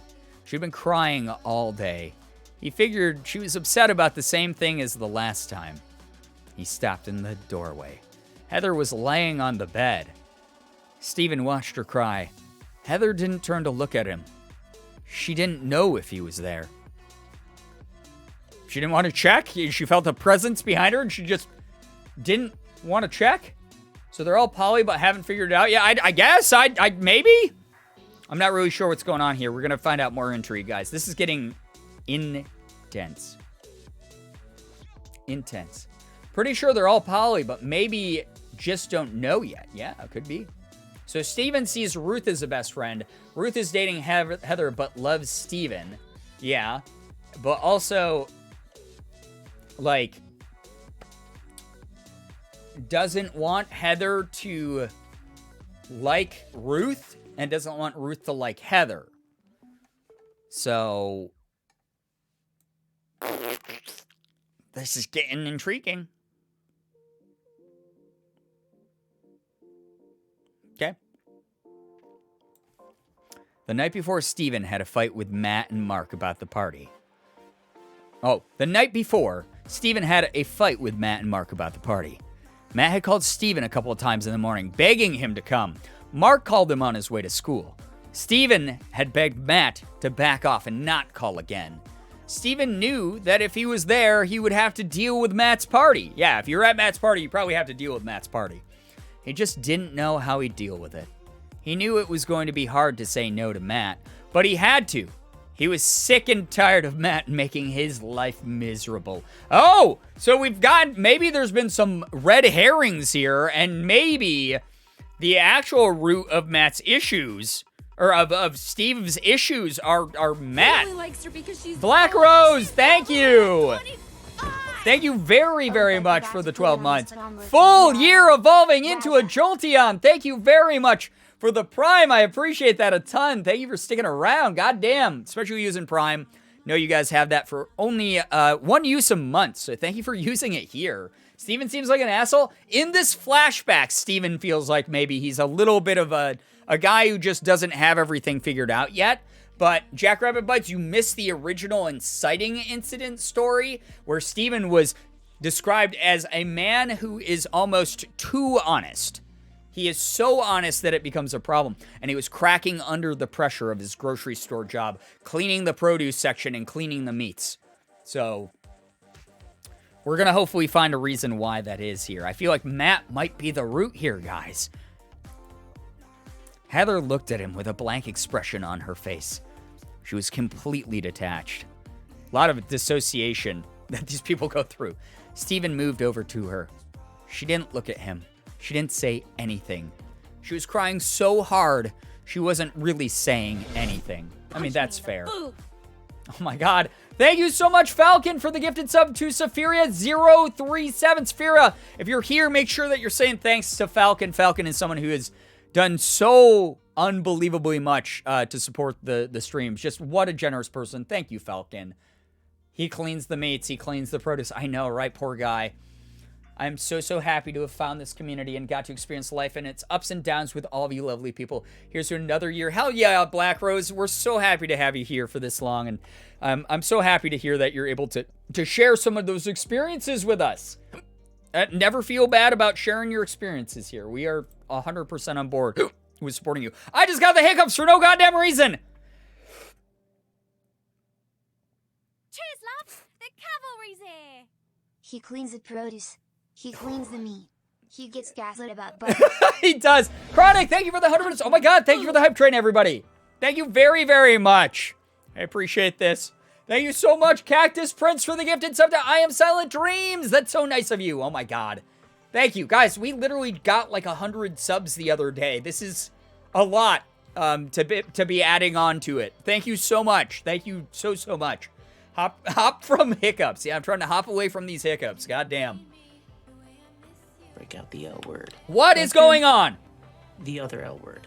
Thank you. Oh my God. What is happening? Thank you so much. Black Rose, the 2 gifted subs. We got 2 gifted. Wait. Gifting 1 tier 2. I read that dyslexia wise. A tier 2? Black Rose, thank you for gifting a tier 2 to Infinite Boy. Infinite Boy, if you're here, you better be saying thank you. Enjoy the emotes. Enjoy the sub badge, especially at tier 2. Holy shit. Thank you so much. That's really nice of you. All of you are really nice. I almost said the thing I'm not allowed to say, but all of you are very, very nice. Thank you very much. Holy crap. Steven moved over to her. She didn't look at him. She didn't say anything. She was crying so hard, she wasn't really saying anything. Heather had always liked him. She thought of him as a friend that was hiding a secret. Was the secret Ruth? Because that's what you said earlier, Heather. It was obvious that he was in love with Ruth, but she didn't know how he felt about her. Oh my God, the intrigue and the love triangle going on, really. This is insane. Heather looked up at him. I'm really tired. He didn't say anything. He had a million things he wanted to say. Wow, that line goes hard. He didn't say anything. He had a million things he wanted to say. If you reverse that to like he had a million things he wanted to say, but he didn't say anything, that goes hard. You know? That's pretty good. Can you call Ruth? She asked. Steven hadn't heard her. He didn't hear her at first. Ruth, he said. Are you all right? She nodded her head. Just call her, she said. I'll be fine. He didn't understand. He was in love with Ruth. He knew she loved him, but he didn't know what she'd think. He didn't know if she'd understand. Are we... This is like the script of the movie Memento. We're just moving backwards. We're learning events that are happening earlier and earlier, I feel like. Oh my God. It's like a 100-layer cake and every layer is drama, right? Just New York Times bestseller over here. I mean, kind of. The drama, the love, the confusion, the fear, the intensity. It's like the human experience. No, Falcon! Thank you, Falcon. That's really nice of you. You have done so much recently, though. Oh my God. Oh my God. Oh my God. You're hurting Justin. Thank you so much. Thank you so much for the weed. Thank you for supporting the streams. Everyone who's been supporting the streams recently, I do not have enough words for you. I really don't. If there are words that I can access in the human languages that have been created so far that expresses how thankful I am to this community, especially recently, like, I can't access them right now. I'm so sorry. No, I did it! All right. God, I don't even know if we have mods left tonight. I think they went to bed. I gotta get hit with a strike. All right, I'm hitting myself with a strike. I said the word. Good Lord. Thank you, though, so goddamn much. Thank you for sticking around here, doing this insanity this late at night. Are we modless? I think that we, I don't know, because here's the thing is the viewer list never, like, actively shows me properly who's actually here and who's not. Because technically Morgan is a mod, and I saw her earlier, but she might have left already. She might have just dipped in to say hello quick and then bounced or whatever, because I know that she's busy. So, do you get a strike when you say sorry? Yeah, so my new therapy homework, for those of you who don't know, is I say sorry after literally everything, even when it's not my fault. Like, Morgan will be like, oh darn, my package that I was expecting is arriving late. And I'll go, oh, I'm sorry. And, you know, you can be, like, sympathetic with the phrase sorry, but the issue is a lot of the times when it comes to, like, someone being like, hey, you left your shirt out. And if I was like, oh, I'm sorry, you know, that is, like, me acknowledging I did something wrong, sure, but it's not going into, like, the behavior that I need to address. If, like, oh, yeah, I accidentally left that out because I was having an ADHD moment and my brain, like, blanked out, I'll do better in the future. And that's what I have to work on, is making it a constructive thing and not something that's just self-deprecating. To be like, oh, my God, I apologize because I'm so terrible and I'm the worst person in the world. And that's the tendency that I have with that phrase. So my homework is to remove the phrase I'm sorry out of my vocabulary completely even in moments where I should be sorry, just to get used to the idea of only consciously using it instead of it being the go-to phrase every single time literally any event happens in my life. So that is something that I'm working on currently. Chronic, thank you for the 100 bits, by the way. Mods are asleep, time for chaos. You guys, the chaos stream was the other night when like 100 subs got gifted. We're all right with without no chaos is okay. I can't talk. Thank you. Good Lord. Thank you so much for being here, everybody. Thank you for that hype train. Thank you for all the support. So, it's really good therapy homework. I hope it's working. It's been helpful. All right. So, again, Steven is left wondering, I wonder how Ruth will feel when I tell her that I love her. Guess we got to get Johnny back in here. Johnny has done so much. Johnny is in like the top like 3 people in the history of this channel as far as like financial support of it. Like Johnny is up there. It's the ranking is number 1, I'm pretty sure, is Ina. Because I looked at the leaderboard like a couple months ago because I was like, I wonder who's done like a ton. It's Ina, then it's Huatma, then it's Johnny. And then underneath that is a person who doesn't come around quite as much, but occasionally drops by to say hello. Named I know her name's Jane. Long Jane Silver. There we go. I knew it was like some like pirate thing. So it's Long Jane Silver is 4th. And then 5 is Vera. No, Vera's surprisingly only in the top 10. I'm trying to think. I can't remember who else. It doesn't matter. Regardless, yeah, all the gifters are amazing and extremely appreciated. Exactly, Roxy. All of them are. It's unbelievable. And here's the thing is, if someone wants to do something like huge and like donate like a huge amount of subs or money or something to me, I mean, I'm always going to be incredibly grateful for that because that is not something that anyone's ever obligated or pressured to do here. But feel free to please give yourself a break. If you do something that big, it does not have to be constant. I always am like intimidated by that a little bit. The huge donos aren't ranked in our hearts. Exactly, 100%. They're not ranked in our hearts at all. But basically, I was just trying to use an example of like Johnny has done an almost unreasonable amount as far as supporting the channel. So Johnny is allowed to take whatever breaks Johnny needs to. All right, let's find out more about this love triangle. We got Steven doesn't understand. He's in love with Ruth, but he doesn't know how Ruth will feel, but he's hanging out with Heather right now, who is apparently dating Ruth. We'll see. He didn't know why he felt the need to call Ruth. It was just a feeling he had. He'd been trying to push it from his mind all day. He didn't know why. Ruth and Matt had been out since morning. They weren't home yet. He reached into his pocket and pulled out his phone. He didn't know why he even bothered to call. He didn't want to have to think about it. He just wanted to do it. Ruth answered on the 3rd ring. Steven was confused. Ruth, it's me. What, he didn't expect Ruth to pick up Ruth's phone? What? She answered. What is it? Ruth. Okay. Guys, we gotta find out. Saga continues. The truth will come out. The start of your input, it was truncated because it was too long. Oh my god. That's okay. Oh my god. Okay.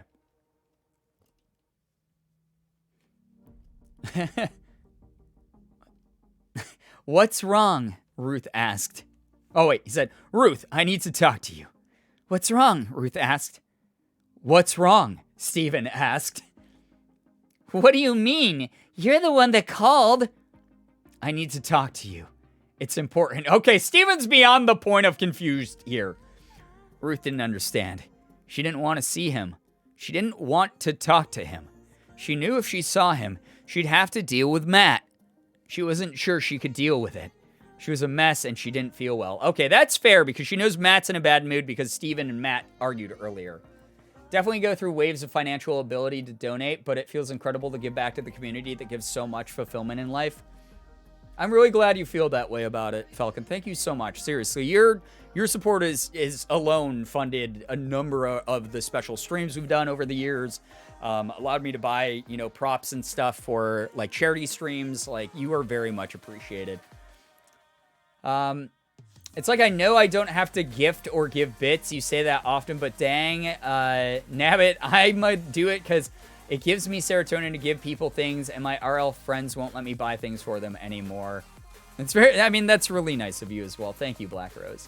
Why is printer troubleshooting so difficult? Because printers are a technology that has not evolved since like the 90s for some reason. Steven is confused, but has the spirit, truly. He don't think, you know, he don't think very well, but him trying. I love you. Steven, I love you, but what's wrong? You love me? Ruth heard the pleading in Steven's voice. Steven, I do. But what about Mark and Matt? Oh my god, they're all poly. This is like a big poly, like, commune. I mean, it's not a commune. They said they were in an apartment complex, but still. Printers will never evolve. Yeah, printers smell fear. That's true. You gotta show your printer who's boss. Ruth tried to understand. Are you asking me to choose between you and them? Oh my god. I gotta hit this. I gotta hit this like 3 times.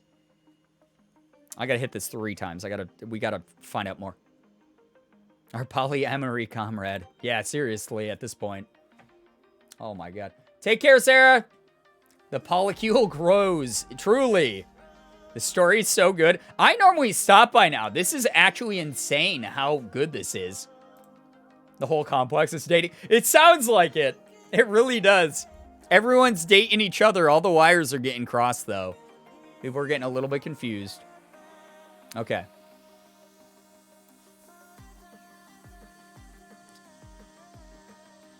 Ruth tried to understand. Are you asking me to choose between you and them? I love you, Ruth. Ruth knew she had to think about this. Steven sounded so desperate. She didn't know what to say. She needed time to think about it. Are you mad at me? Steven asked. Why would I be mad at you? Ruth asked. I'm confused. I'm so sorry, Steven said. I love you. I love you too, Ruth said. She heard all she could take from him. She was going to let him know it one way or the other. Steven, it's not you. It's me. Is Heather still crying next to Steven? Yes. Yes, she is. Oh my god. Got it. I've heard that one before. It's not you, it's me. What do you mean, it's not you? Ruth laughed. I love Heather. Oh, Steven said. I love you, Ruth. I love you too, Ruth answered. She smiled. She knew how much Steven loved her. So, she's basically insinuating, Steven, I love you, but it's like, I love you as a friend, and she friend-zoned him. And she loves Heather more? Or was that just a way to deflect and be like, yes, we're all in this polycule together, but also I cannot pick, that means I can't pick you over any of my other friends. I'm not sure what's going on with that dynamic. I guess we'll find out more. And she's trying to be reassuring that she still likes Steven at least. Steven was relieved. I don't know what I would do if you didn't love me. But do you love Heather? Ruth asked. I mean, do you love her more? I mean, they're sitting next to each other at this point. Ruth, it's been hard for me to think about all of this. I just want to make you happy. And stop thinking about Matt and Mark. Let's just be happy. I love you, Ruth. I love you too, Steven. Steven has a thing about repetition. You know? He's kind of trying to undermine Matt and Mark and stuff. I'm going to come over tonight. Ruth smiled. I'm going to come over tonight. Ruth smiled. Great. I'll see you tonight. I don't want you to see Matt or Mark. Oh my God, she just said, let's not think about them. Let's not talk about them. Why is... Don't worry about it. I'll be fine. Okay, I'll see you soon, Bye. Ruth said. She put down the phone. She smiled. She does a lot of smiling. She's got a happy life overall, it seems. She got up and moved away from Heather. Wait, why was she... Did they have this conversation sitting on either side of Heather? Heather teleported? Yeah, or Heather teleported between houses? So, Heather overheard some of this conversation? Good God. I feel like Steven joined a polyam relationship to see if it was for him, and he's realized it's not for him. Yeah, maybe. I don't know. She looked over to Heather. Heather was smiling. Ruth felt better. I'm going to go to sleep. Ruth said. She went to her room and closed the door. Steven felt a sense of relief. He'd done the right thing. He was going to have to deal with Matt and Mark at some point, but it couldn't happen tonight. Steve waited for Matt and Mark to come home before he called Ruth. He just tired of dealing with Matt. He didn't know what to say to him. Ruth would deal with him if he called Matt. She was always ready to be there for him. Wait, Steven, why are you asking Ruth to fight your battles, dude? Why? Fun fact, Welsh is, in my opinion, just as confusing for spelling versus pronunciation as French. As I learn more of it, I'm becoming increasingly in love with it and confused. Interesting. I know nothing about Welsh, really. The only Welsh that I know anything about are from one community member who's very proudly Welsh for a while, Tasha. And then one of my mutuals through content creation named CDogVA, or Connor, who is from Wales as well. Hi, Ethan. Hello, welcome to the stream. I got your very poopy text. I see that you don't want to hang out with us, and now I'm very offended, and I'm going to cry. Very sad. Ethan, we're making drama. Total Drama Island. Right now? Okay. So, Steven is trying to make Ruth fight his battles for him to deal with Matt, who he had the disagreement with. Okay. Ruth came out of her room a little while after he called. She walked to the kitchen. Steven was talking to Ruth. How's everything going? What are you doing here? Ruth asked. I know how it is between you and Matt. I'll let you deal with him. Wait, why did he call... Wait, what? Oh, I think he's asking Ruth to use the phone to call Matt. I think that's what's happening here. Ruth and Heather are together now. That was established near the beginning. They've been together, apparently. But again, I think that we got some polyam shit going on here. Steve, I'm still your best friend. all right, we have to know more! We're going to make it longer. We're going to keep going. We're going to push this algorithm to the point of breaking. Must have missed that. Oh, it's okay. It's not meant to really make sense. It has been a chaos. It's like if you found a way to crystallize chaos into a bath bomb and you just dropped it into a full tub. And it, like fuck, dude. This shit's been insane. They need to have a group therapy session, figure everything out. They do. Is it? Next up on Where is the Butter? Yeah, that's the name of this soap opera. Oh, God. It's so good. Okay. There's a best friend line. Oh, my God. What's happening? Okay. Steve, I'm still your best friend. Ruth, Matt is my friend, too. He's always had your back. I don't want to hurt you, Ruth. You've done so much for me. I want to know I can count on you. Okay, so we're doing a little bit of, like, behind-the-scenes manipulation going on right here.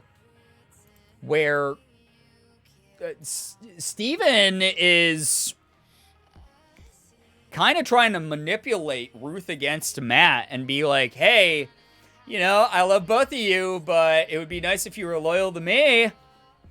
Kind of shitty poopy. Kind of shitty poopy. You can. Thank you. You're my best friend. I don't want to have to deal with Matt. I just want to see you again.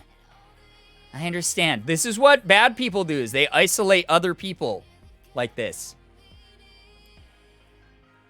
Without any reason. Like, if you have a valid reason for doing so, it's a little bit more complicated. But just doing it to do it, not great. Do you need anything? Are you going to be okay?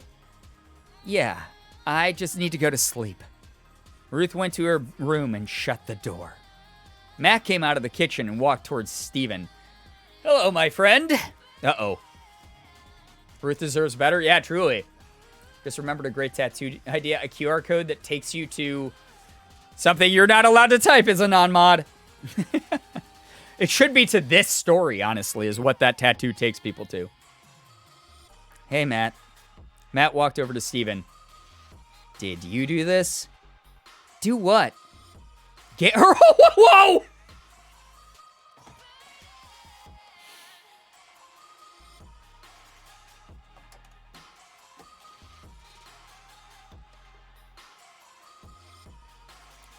I just got so jump scared by the.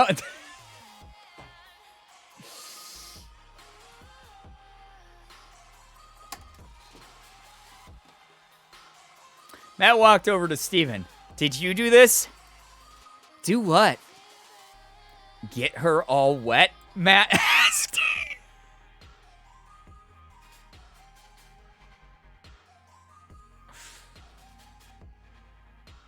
This is, well, we got the mature tag on for a reason.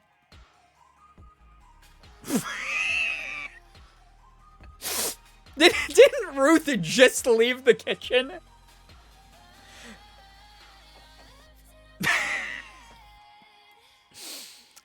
It's not like that. I'm tired. I know you're tired, but you know it's not like that. Jesus. Look at all those chickens. Look at all those naughty texts and chickens. Very naughty. Thank you very much. I appreciate you, chickens. Thank you for the text, Sith chickens. Holy fuck, dude. Oh my god, Ruth listening to this outside the door like, yeah. I know you're tired, but you know it's not like that. How do you know? She just wants you. That's all. Is that what you think? Oh yeah, so this is them like, I think this is them navigating like a polyam dynamic. And people are starting to get their feels going, and they didn't have strong enough, healthy enough boundaries in the beginning between setting it up. And now some people are catching feels and getting jealous and shitty to each other. Oh no. Is that what you think? I'm sure of it.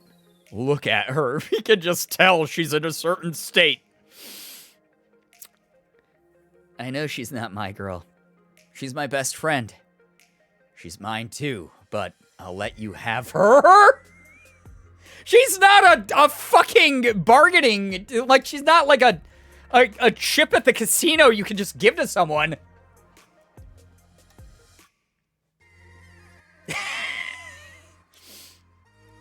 I don't know what you want from me, Matt. I want you to get over her. Wait, you're gonna let me have her, but I have to get over her?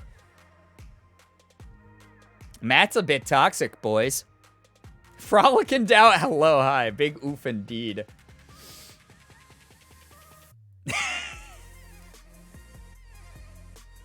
Why don't you tell her how you feel about her? I'm sure she'd love it. Matt looked at Steven. Ruth's my girl. Oh my god, Matt! This is every college AU and Wattpad, I swear. Yeah, I can see that. You don't want to fuck around with her. She's always going to love me. Oh my god, Matt!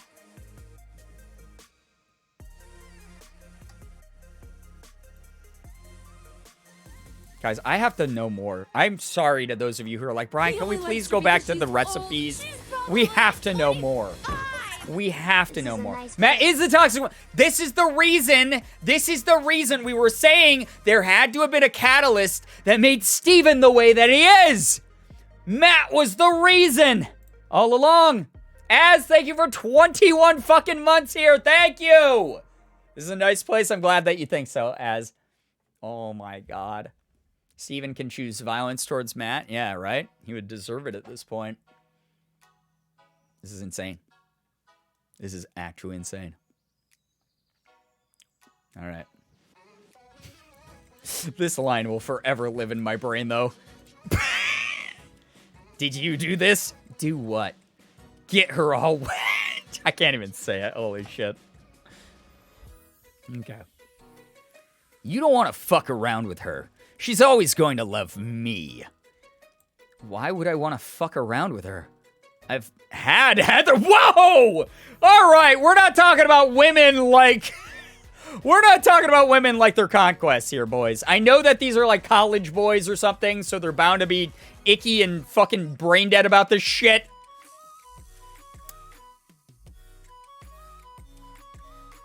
I'm here for a short time. Just want to see Brian reading stupid things in a very dramatic voice. I'm not disappointed. Yeah, that's all that's happening right now. So you're in the right place for it. Again, this is why we got content warning.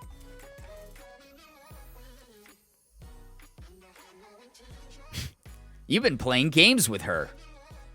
I'm not. Heather's never been in love with you, Matt. And you didn't do anything for me either. Oh my God, that sounds like someone's taking pot shots about each other in the polyam relationship. Like, well, you were never a loving partner. You never really did it for me. You're boring and ugly.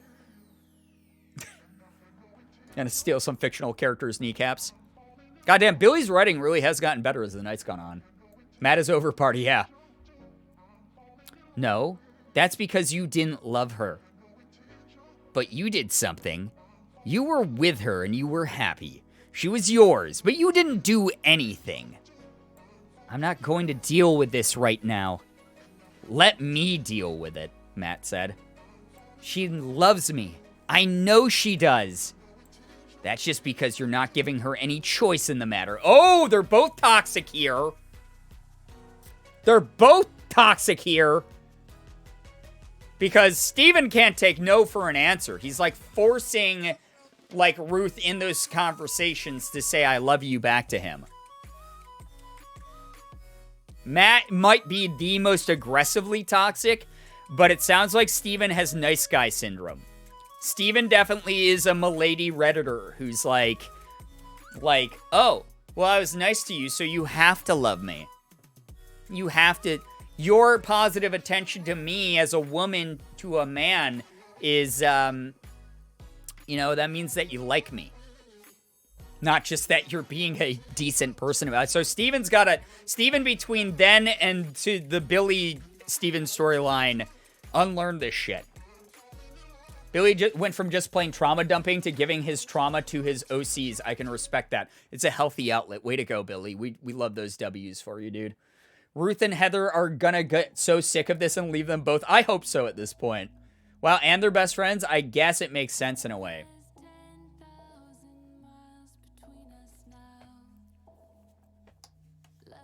So Matt's calling out Steven. Steven's calling out Matt.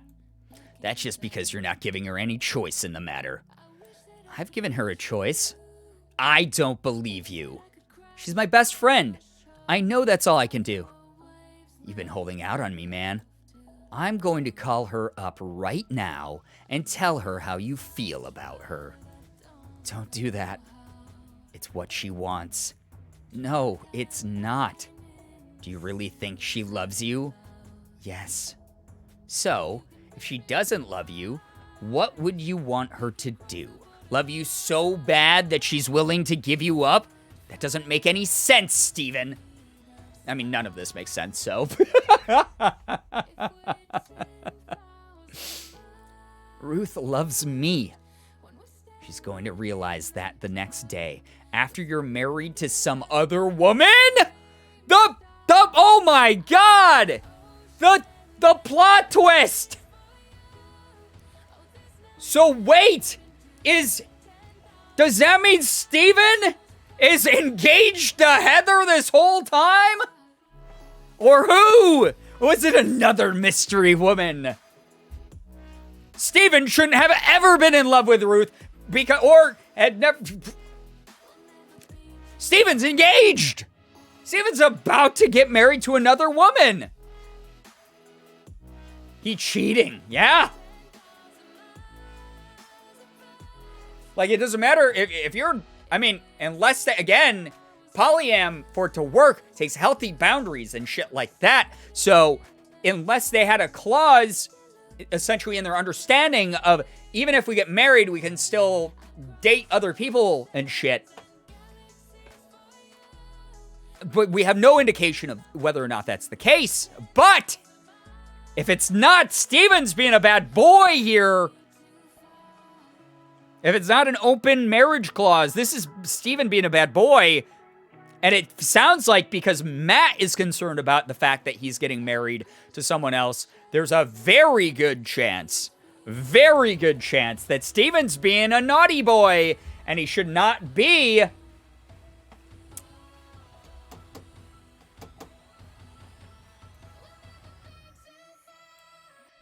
She's going to realize that the next day. After you're married to some other woman, that's not going to happen. It'll happen if you don't get over her. She'll see you for what you are, and she'll leave you. She's your best friend. She loves you, and it's not worth it. I don't care if you sleep with her. Oh my god, really? Okay, wait, it left us on a cliffhanger. How the fuck dare it do that? Oh my god. Matt could just be an asshole, though. That's true. Maybe Matt is still gaslighting Steven here and is actually just trying to feed an idea into Steven's brain that makes Steven doubt shit. Oh my god. This is insane. It's actually insane. I'm so fucking hooked on what's happening right now. I need to know.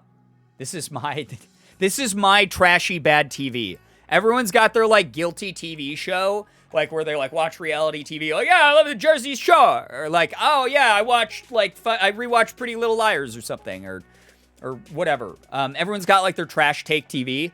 I don't really. I'm just someone, like, I mean, I am in the middle of rewatching Naruto, and that's pretty shit. But I love it. This is definitely, this is mine, you know? I'm Jessiful. Hello, hi, welcome to the stream. Hey. Yeah, AKA this. It's pretty fucking insane. That's all I gotta say. Take care. Thank you so much for hanging out. Hope that you have a good day. Astro Lamau. Hello, hi, welcome to the stream. Welcome. All right.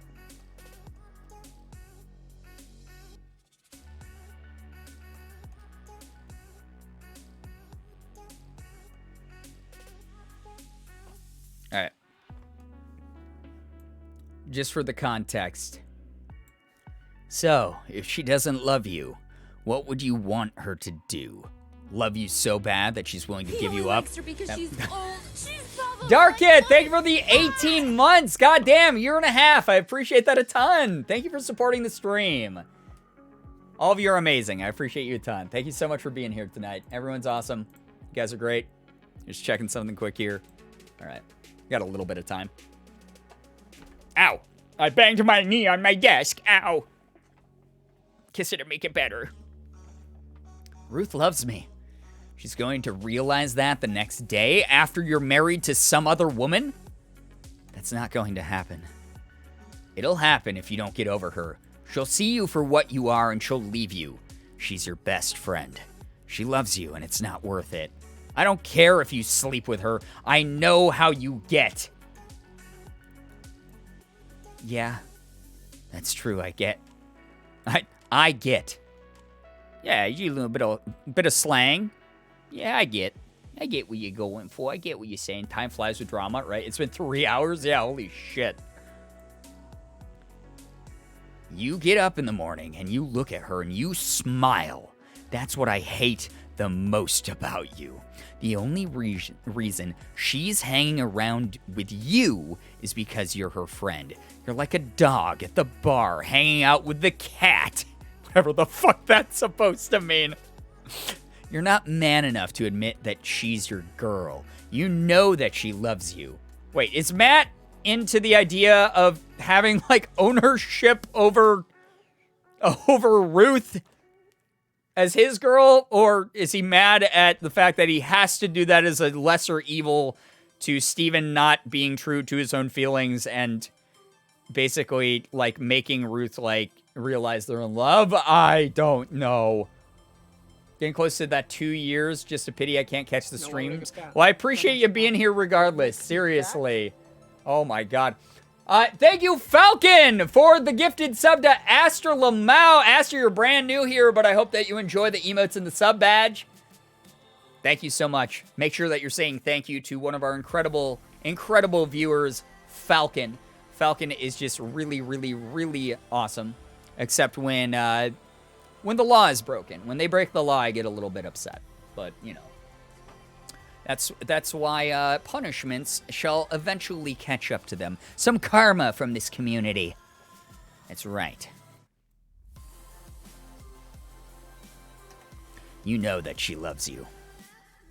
She does love me, Matt. She doesn't. She'll leave you after the wedding. Wait, are we talking about the girl? Wait, are we talking about the girl or about Ruth? At this point. She might. I'll never... What? She might. I'll never know. If you can't get over her, she's going to leave you, and you'll be left with nothing. Yeah, that's the way it is. She's a bitch, Steven. She's going to make you pay for loving her. All right, first of all, Matt, we don't call women that directly. We use that phrase as a silly haha word sometimes, but we don't... You're mean. You're a mean guy. Hope everyone's been well. Thank you. Karma. No one told me there would be karma involved when I followed. No, there's going to be karma. Matt is fucking rude. He is, right? I think this was the unnamed third girl. Oh my god. Matt put his hand on Steven's shoulder. You're my best friend, man. You can't do this. She's my girl. I thought you'd seen it sooner.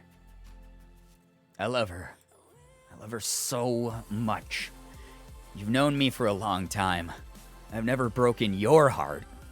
I wouldn't do that to her. I love her. I'm going to do this right now. Matt walked towards Steven. Uh-oh. Matt needs a date with a baseball bat? Yeah, right?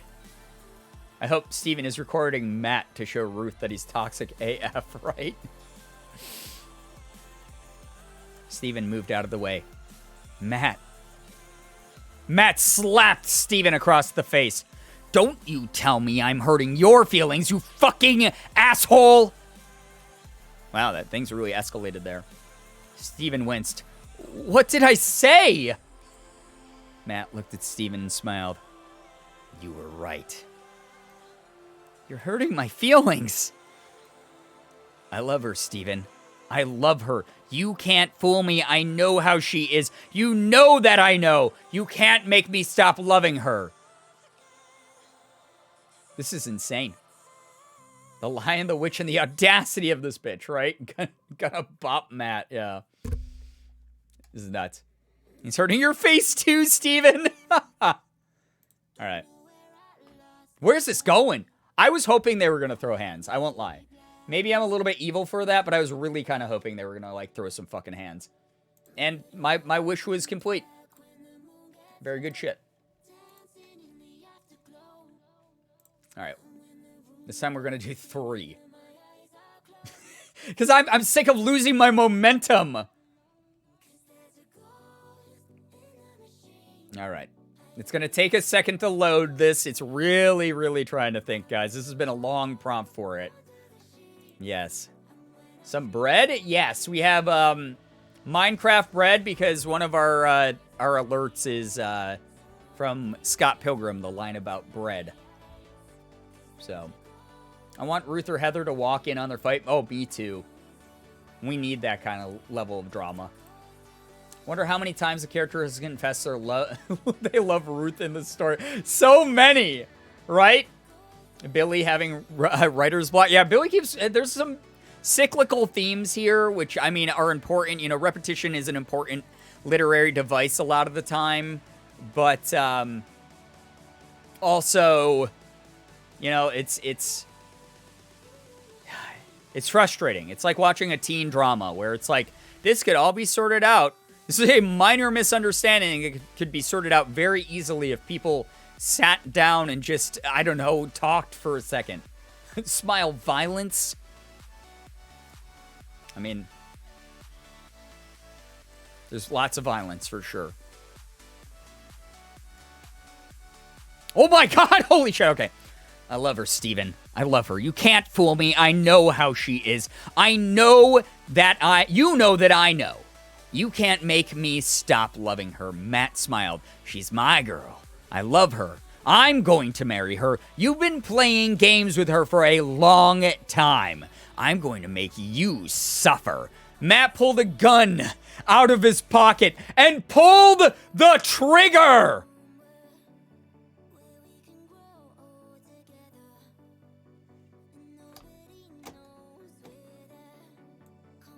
Matt didn't feel anything after pulling the trigger. His arms were too tired from playing volleyball. His arms just weren't the same.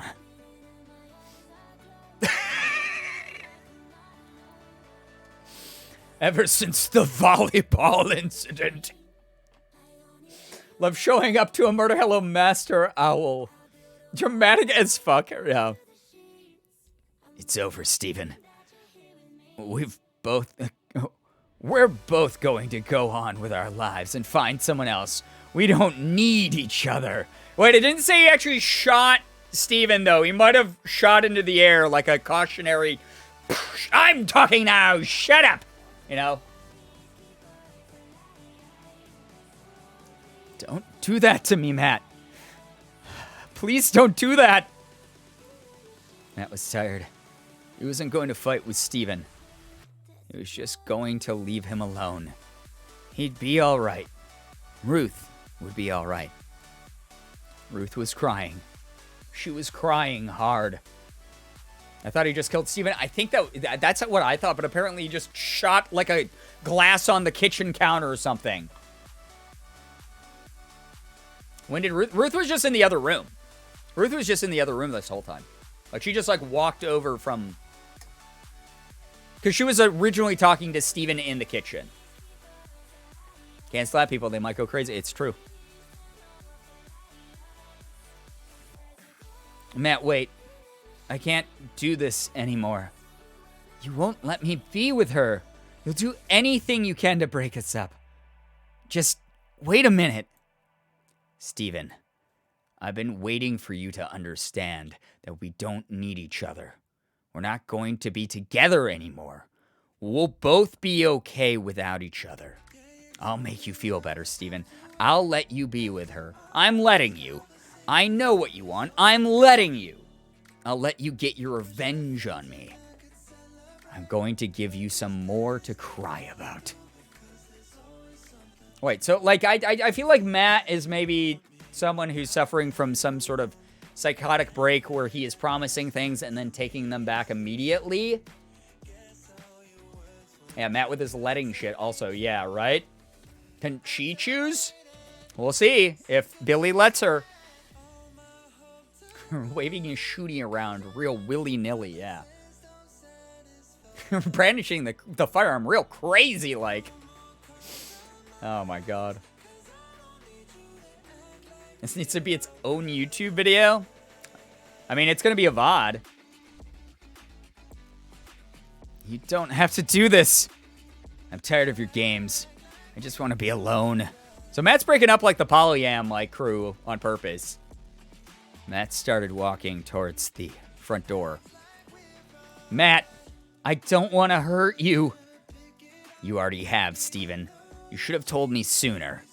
I wouldn't have let you cheat on her. I love her. I love her. I'm going to love her from now on. You know that's true. You're a great guy. I don't want to lose you. Wait, what? Oh my god. Phrasing sounds like he's going to let Steven marry Ruth and shoot Ruth later. I wouldn't put it past Matt. Gonna be real honest, I no longer have any clue what is happening. Yeah, who's leaving who? Someone is leaving someone. Matt got into his truck and pulled the door shut. Ruth got up from her bed and went to Steven. Ruth, I'm so sorry. Ruth put her arms around Steven. It's over, Ruth. Matt didn't want me to be with you anymore. He's the one who told me I could leave. Matt doesn't care about me anymore. He said you love me and he let me be with you. I love him too. Where the hell's Heather? I don't know. We haven't talked about Heather in 5,000 years at this point. You're not going to love him after you know me. I'm going to make him suffer. I'm going to make him feel what it's like to lose someone he loves. How are you going to do that? I'm going to let him marry someone else. Why is everybody getting married to each other? Was everyone engaged? I love Matt. He's always been there for me. I love him. It's not fair to me. We circled back to the fairness thing that was in the first part where we were like, it's not fair that you do the washing and you do the job and you are so honest, Steven. It's not fair to me. I know I'm not going to love someone else as much as I love him. It's not going to happen. I'm going to stop loving him. It's not going to happen. Wait, what? I think we're getting our wires crossed. Finally, the script is breaking down. Steven and Matt were together the whole time. That's the drama. That's why he immediately escalated to the gun. You're right, Tito. Matt was the fiance. But Matt clearly identifies as a woman because Matt was like, when you get married to another woman. Matt is actually a trans woman. Or at least identifies femme somehow. You love me. You'll love me. He'll never be able to love him again.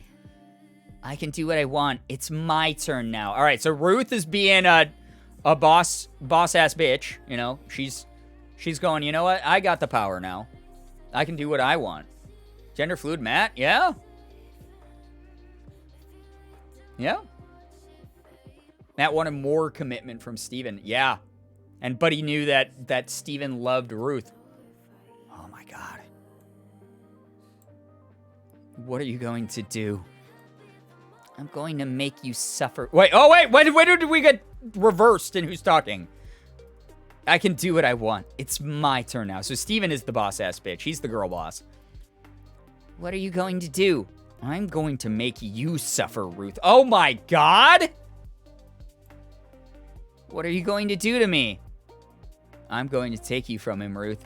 He'll be so sad that he'll cry. He'll be crying like a little baby. He'll cry for a month. I'll give you time to be with someone else. You're the best thing that's ever happened to me, Ruth. Wait, Steven? Maybe Steven was toxic the whole time and has just gotten better at hiding it. This is another one. This is very reminiscent. This line here, he'll be so sad that he'll cry. He'll cry like a little baby. He'll cry for a month. That's sort of the crazy, like, I clean the meats, I clean the produce feel to it. Amazing. No, says Ruth. Guys, I'm feeling like TechSynth is getting a little bit folded up on itself. It may have gotten a little bit confused. So I think that what we need to do is give a gentle nudge to Billy to bring the prompt in a different direction. We've experienced a very long-winded back and forth, teeter-totter, seesaw about who loves who in the Matt, Ruth, Steven triangle. I think that we need to bring it back to Heather. Heather had just finished crying.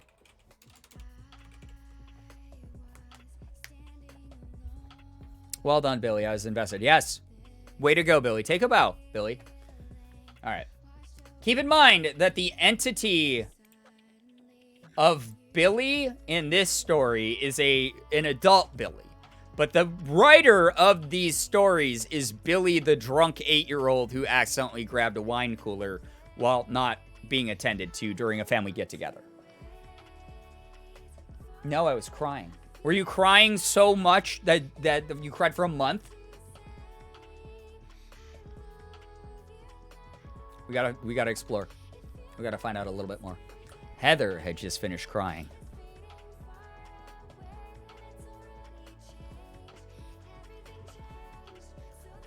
JSE Shrimp, hello, hi. Heather had just finished crying. The tears streamed down her face while she stood in front of his work table with her eyes closed. Whose work table? She looked utterly pathetic, vulnerable. Poor Heather. She reached up to touch his face. He was right. He should stop being nice to her. That's a toxic mentality. She was getting all weepy for no good reason, and he should put her in her... What the... Generate another. Nope. Nope. We're generating another. All right, this is the act. That was some weirdo's fan fiction that got in the way. Heather had just finished crying. I was on her other side, her fingers holding her hand. Or my fingers holding her hand. I never seen anyone cry, not even in a movie, and I didn't know what to say. This is definitely Billy writing from the eight-year-old perspective. He'd never seen anyone else cry before, not even in a movie yet. He hasn't lived very much of life. Heather, I finally said, are you okay? She nodded. You know who really killed her, don't you? Is this a flash forward from the last event? Is this... Someone killed Ruth, dude. And now it's up to us, chat, to figure out, was it Steven or was it Matt or was it someone new?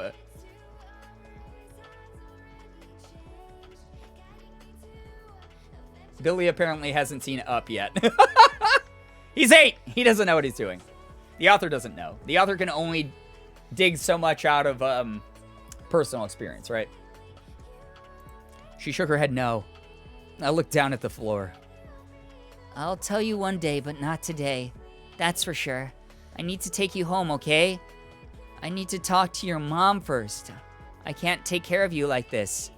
Oh, wait. That's what I said? I'll tell you one day. Okay. This is what Billy's saying. Okay. I'll tell you one day, but not today. That's for sure. I need to take you home, okay? I need to talk to your mom first. I can't take care of you like this. She nodded again. Her face was still red and blotchy.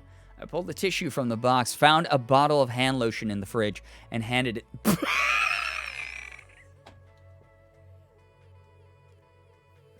and handed it. That's a different... Those are used for different combinations of things.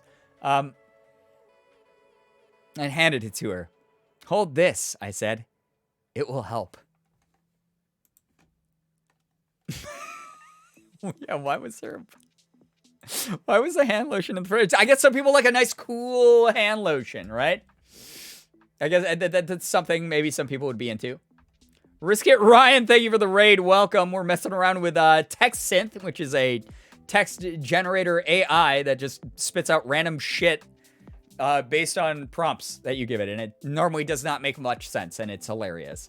Yes, refrigerated lotion, my favorite.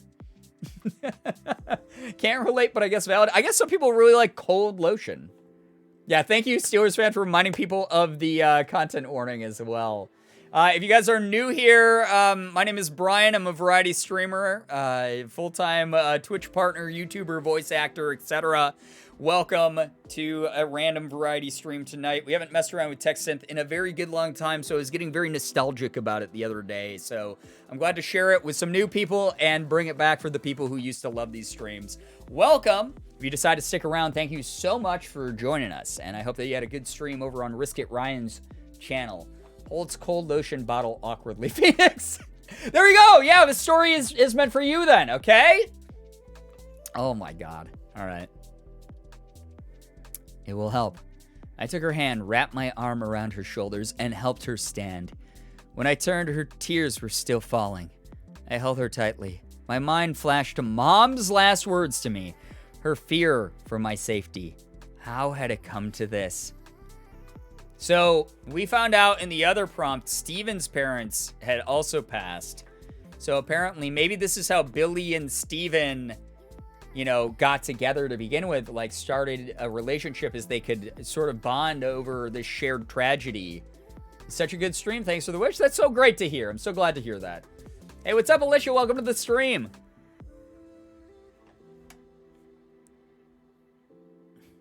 We can't talk about any of it now, I said. We need to get you home. I can't go home. Not yet. Are you in trouble? She shook her head no. I didn't know what else to say. I walked with her to the door. She looked so small standing there. I can take you home to your aunt, I said. She glanced at me, her eyes full of fear. No, she said, her voice trembling. Don't leave me. Billy has such a way with words for an 8-year-old. Oh, I know. It's the alcohol. Heather, I said, come on. I'll take you home. Promise me you'll keep me safe, she said. You won't tell anyone about the secret. Promise me. Oh my God, the intrigue. I promise. She hugged me again, then unlocked the door and stepped out. I took her hand and pulled her along. We hurried to her Jeep, which was still parked at the end of the driveway. It was the same one she'd had before. Her mom had cleaned the inside and polished the exterior. I opened the passenger door for her. She slipped in and closed the door behind her. You were driving this? She nodded. I don't think you could have made it to the grocery store, I said. I don't think you had a clue where you were going. She put her head against the window and put her hands on her lap. I wish I could have come earlier. I wish I could have stopped her. I pulled out my phone. Okay. Billy has both seen some shit and not seen anything at all. As in, he's got some interesting words for the 8-year-old bit, but also so clueless about actual life. Oh yeah, absolutely. That's just the way that Billy writes. We're proud of Billy. Whiskey does that to a kid, my God. I feel like Billy sneaks some of his parents' romance novels into his room to read. Maybe. Maybe he reads it and just doesn't understand what he's reading, right? All right. I think we've generated enough. I pulled out my phone. I'm calling your mom. You need to tell her you're all right. I'm going to call an ambulance, too. They're not going to find any blood on you, but I don't want you to get into trouble. What in the Teen Wolf plot, right? I won't promise. Sheds a tear. Our little boy is growing up so fast. He really is. Tell her everything's... Wait. I will promise. Tell her everything's going to be fine. I'm going to come get you. I'll drive you home, then I'm going to go back to the trailer. She nodded and kept her head resting against the window. I pressed speed dial and waited. She's not answering. She stood and brushed the seat. She can't be. I'll call her back, I said. She leaned her head against the window again. Don't let anyone else know what happened. I put my phone back in my pocket. Tell me about your aunt. She was my mom's sister. They hated each other. My mom hated her. All her life she hated her. She looked at me. My dad used to say he never understood why. It wasn't true. She was like a little sister to him. They loved each other. Then he died. Then... But this is like Disney. Like, every parent has to be gone. Heather, are you the murderer? Kind of, They still loved each other, but my aunt was never the same after that. She always hated me. That's why my mom loved her more. Oh my God. As much as I'm enjoying Billy's young adult novels, I gotta go. Take care, Steelers fan. Thank you so much for hanging with us. We appreciate you a ton. Do you think that's why she killed... Oh my God. All right, sorry. Trigger warning here, guys. I can't tell what's in the text until we see it. Got a mention of some self-harm. Some pretty intense stuff, too. So that's normally my sign. We will move on from this prompt, and we will find out something else instead. Heather's mom hated her sister but liked her more than Heather? Guess so. All right. Guys. Actually, whoa, holy fuck. I didn't realize what time it was. Guys, I guess that's... Let's end on something funny. All right. Clowns are terrifying. Clowns are terrifying. That's just an objective fact. So we'll end on this one. Clowns are terrifying. I know they're not really clowns, or not real clowns, at least not normal clowns, which are what you usually see in movies. But it doesn't really matter. These particular clowns in The Clown Prince of Notting Hill are enough to make anyone think twice about clowns. In this story, the clowns are menacing clowns with sharp teeth and sinister expressions. They make a grand entrance as these things go. But that's nothing. These clowns have been in other films too. They have even been in previous chapters of this book, even though the clowns in those stories didn't really make much sense. And this time, these clowns, and especially these clowns, make absolutely no sense. Kelsboo, thank you very much for the raid. Welcome. I hope that you're having a lovely night. We're messing around with TextSynth, which is one of the most unhinged, insane AI text generators on the internet. For those of you who are new here, my name is Brian. I'm a full-time Twitch streamer, partner, YouTuber, and voice actor. We do a lot of variety of different things here on these streams. Today is much more of this, honestly, just fucking, like, psychological mayhem. There have been moments, like, during the stream, I thought I was gonna, like, throw up because it was so funny. And then there have been moments during this where I'm like, what in the fucking fuck is happening? I need to know more. Okay, this definitely sounds like an 8-year-old Billy wrote this. Yeah, with a splash of whiskey. It's absolutely the most sense this thing has said. Those were clowns is in the last story. Yeah, absolutely. All right, we're gonna pull up more on here. First, we met two kids. Two girls who are in a park where a man is walking around with a very large knife. The knife has 4 sharp edges which look like they could shave your face clean. The man looks like a killer, and his skin is dark black really, and all the blacker because it's smeared with blood. He looks very evil. It's like a shadow person, and he appears to be about to attack one of the girls. If it isn't already obvious, we soon learn that the man with a knife is a clown, because a clown walks out of a clown costume with blood on his face, and he looks like he's about to attack. The girls scream, and one of them runs out of the park to call the police. The other one runs back to the clown, who tries to follow her. Why would he run back to the clown? I guess it's a diversion. Like, Amy, you escape! I'll go back towards the clown. The clown attacks with a knife. He is fast like a predator. He is strong. He is so strong that when the clown finally grabs the girl's arm, it looks like her arm is broken. This is very much 8-year-old Billy wrote this. And with that, chat, I'm going to leave you here on a little bit of a cliffhanger. You know? Why do either of them need to go back to the clown? Like I said, the one is making the call to the police. And then the other is the distraction, I guess, so that she has time to call the police. Very noble. I knew this was going to attempt being scary, but it's so childish. We did it. There were actual, like, really scary prompts that we did for a while that, like, had some twisted, cool ideas in them. So, time to head out. Black Rose, take care. Thank you again for your support of the stream. Appreciate anyone who is here tonight. You know, dropping bits, subs, whatever. You're always very much appreciated. Just thank you so much to everyone who chills.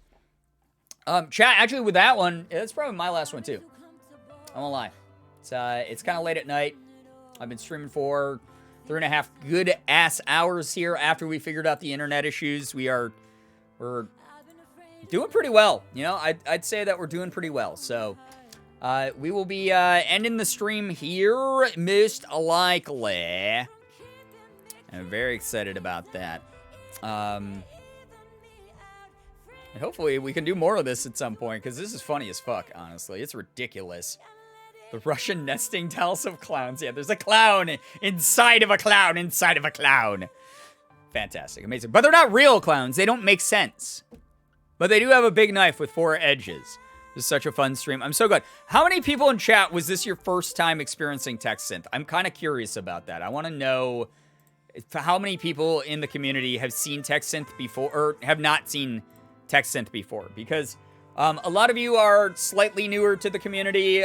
This is something I did years ago, like a lot more commonly years ago. And then as I used it, it became less and less used for sure.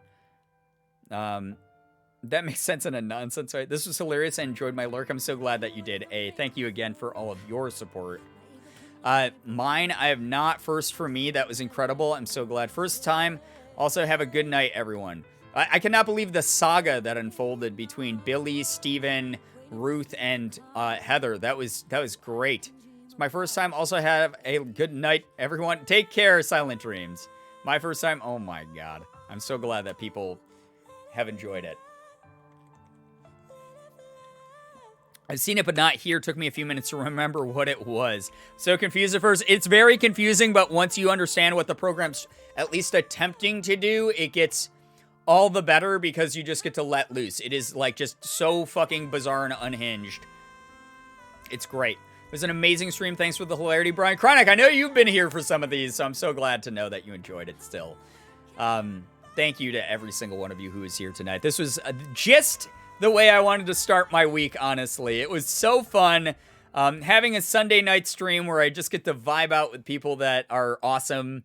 Like, you guys are honestly great. You are fantastic, and I hope that you had an absolute fucking blast. Like, just goofy, chill, fun times tonight. Have a nice night. Thank you. I appreciate that. I think I'm going to go ahead. I'm just going to end the stream here tonight. I'm just feeling a little bit too tired out. But we will be doing many more streams as the week goes through. You guys know how it is. I'm also, I wrote down a bunch of YouTube idea prompts that I need to get to. So hopefully this is the week that I do my monthly YouTube video, I guess. Falcon, hey, that's good God. Thank you very much. That's really nice of you. Thank you very much for gifting EndyCat with a sub. Thank you. Guys, can we get some hype, some pride spammed in the chat for all of the kind gift subs and everything tonight? It's a Sunday. People are, expectations are normally pretty low on Sunday as far as, just anything. Not expectations being low, in a way of, oh, it's a shitty throwaway day. It's more of just, it's a vibe day. Everyone just wants to vibe on Sunday. Everyone wants to just chill on Sunday, and that's what I normally expect from people, and it's really fun and great. EndyCat, make sure you're saying thanks, though, to Falcon. Thank you, everyone who was here tonight. One of the first streams of yours I watched was a text synth stream, Cold Sauce. I love hearing that. That is one of my favorite references, honestly, Lard Martini. Thank you to all of you who hung out here tonight. Thank you for all the follows, the bits, the subs, the resubs, the gifted subs, the donations. Everything that you guys do allows me to keep the lights on, allows us to do ridiculous streams whenever we want. Thank you so much for everything that you do. Those of you who don't know, we have a new command, which is the Throne command. If you ever want to check out what is on my Throne wishlist, Throne wishlist is basically an Amazon wishlist, except much safer because your data and my data is encrypted, so there's no way you can get my address, and there's no way I can get your personal information or purchasing information. So it's a really cool thing. Again, it's like the prompt says, it's completely optional way to support me if you ever feel like supporting me. Someone's already been kind enough to buy me the Genshin Impact Amber cosplay from it. But there's other little bits and bobs that are on there that if people buy stuff from there, it will be used on stream for sure. Thank you so much, Cactus Prince, for gifting us up to Risk It Ryan. That's so nice of you. Thank you very, very much. Gifting someone who kindly rated us a moment ago. So thank you, Ryan. Enjoy the emotes and the sub badge. Thank you so much again for your raid earlier and just being a kind person. Thank you very much, Cactus Prince. You're very sweet. You're very kind and very generous with your time. All of you are so wonderful. Seriously. I hope that you guys had fun chatting. If you're someone who lurked, I hope that you enjoyed the vibes from tonight. If you like these vibes, go ahead and check out our Discord as well.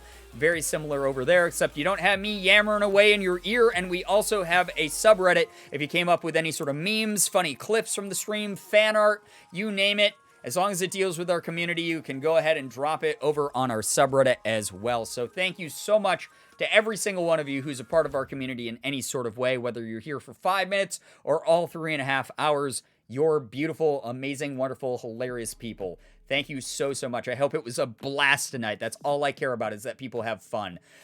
Anyway, thank you so much. Have a wonderful morning, afternoon, evening, night, whatever it may be for you. You guys are the best in the world. I love every single one of you so very much. I really, really do. Finger hearts as usual. Gonna go ahead and end this stream here, and I'll see all of you hopefully in the next one. So take care, everyone. Goodbye. Goodbye, everybody. Goodbye.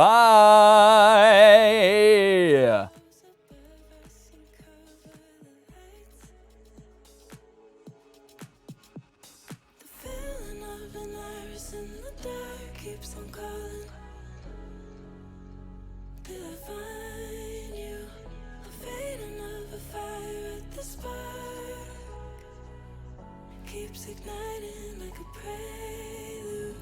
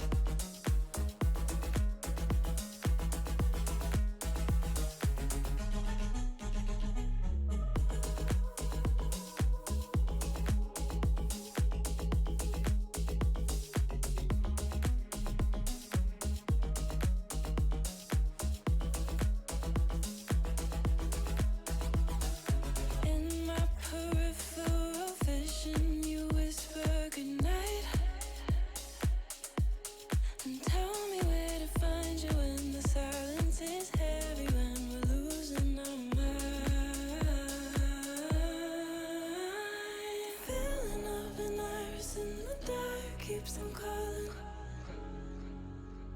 Till I find you, I'm fading of a fire at the spark. Keeps igniting like a prelude.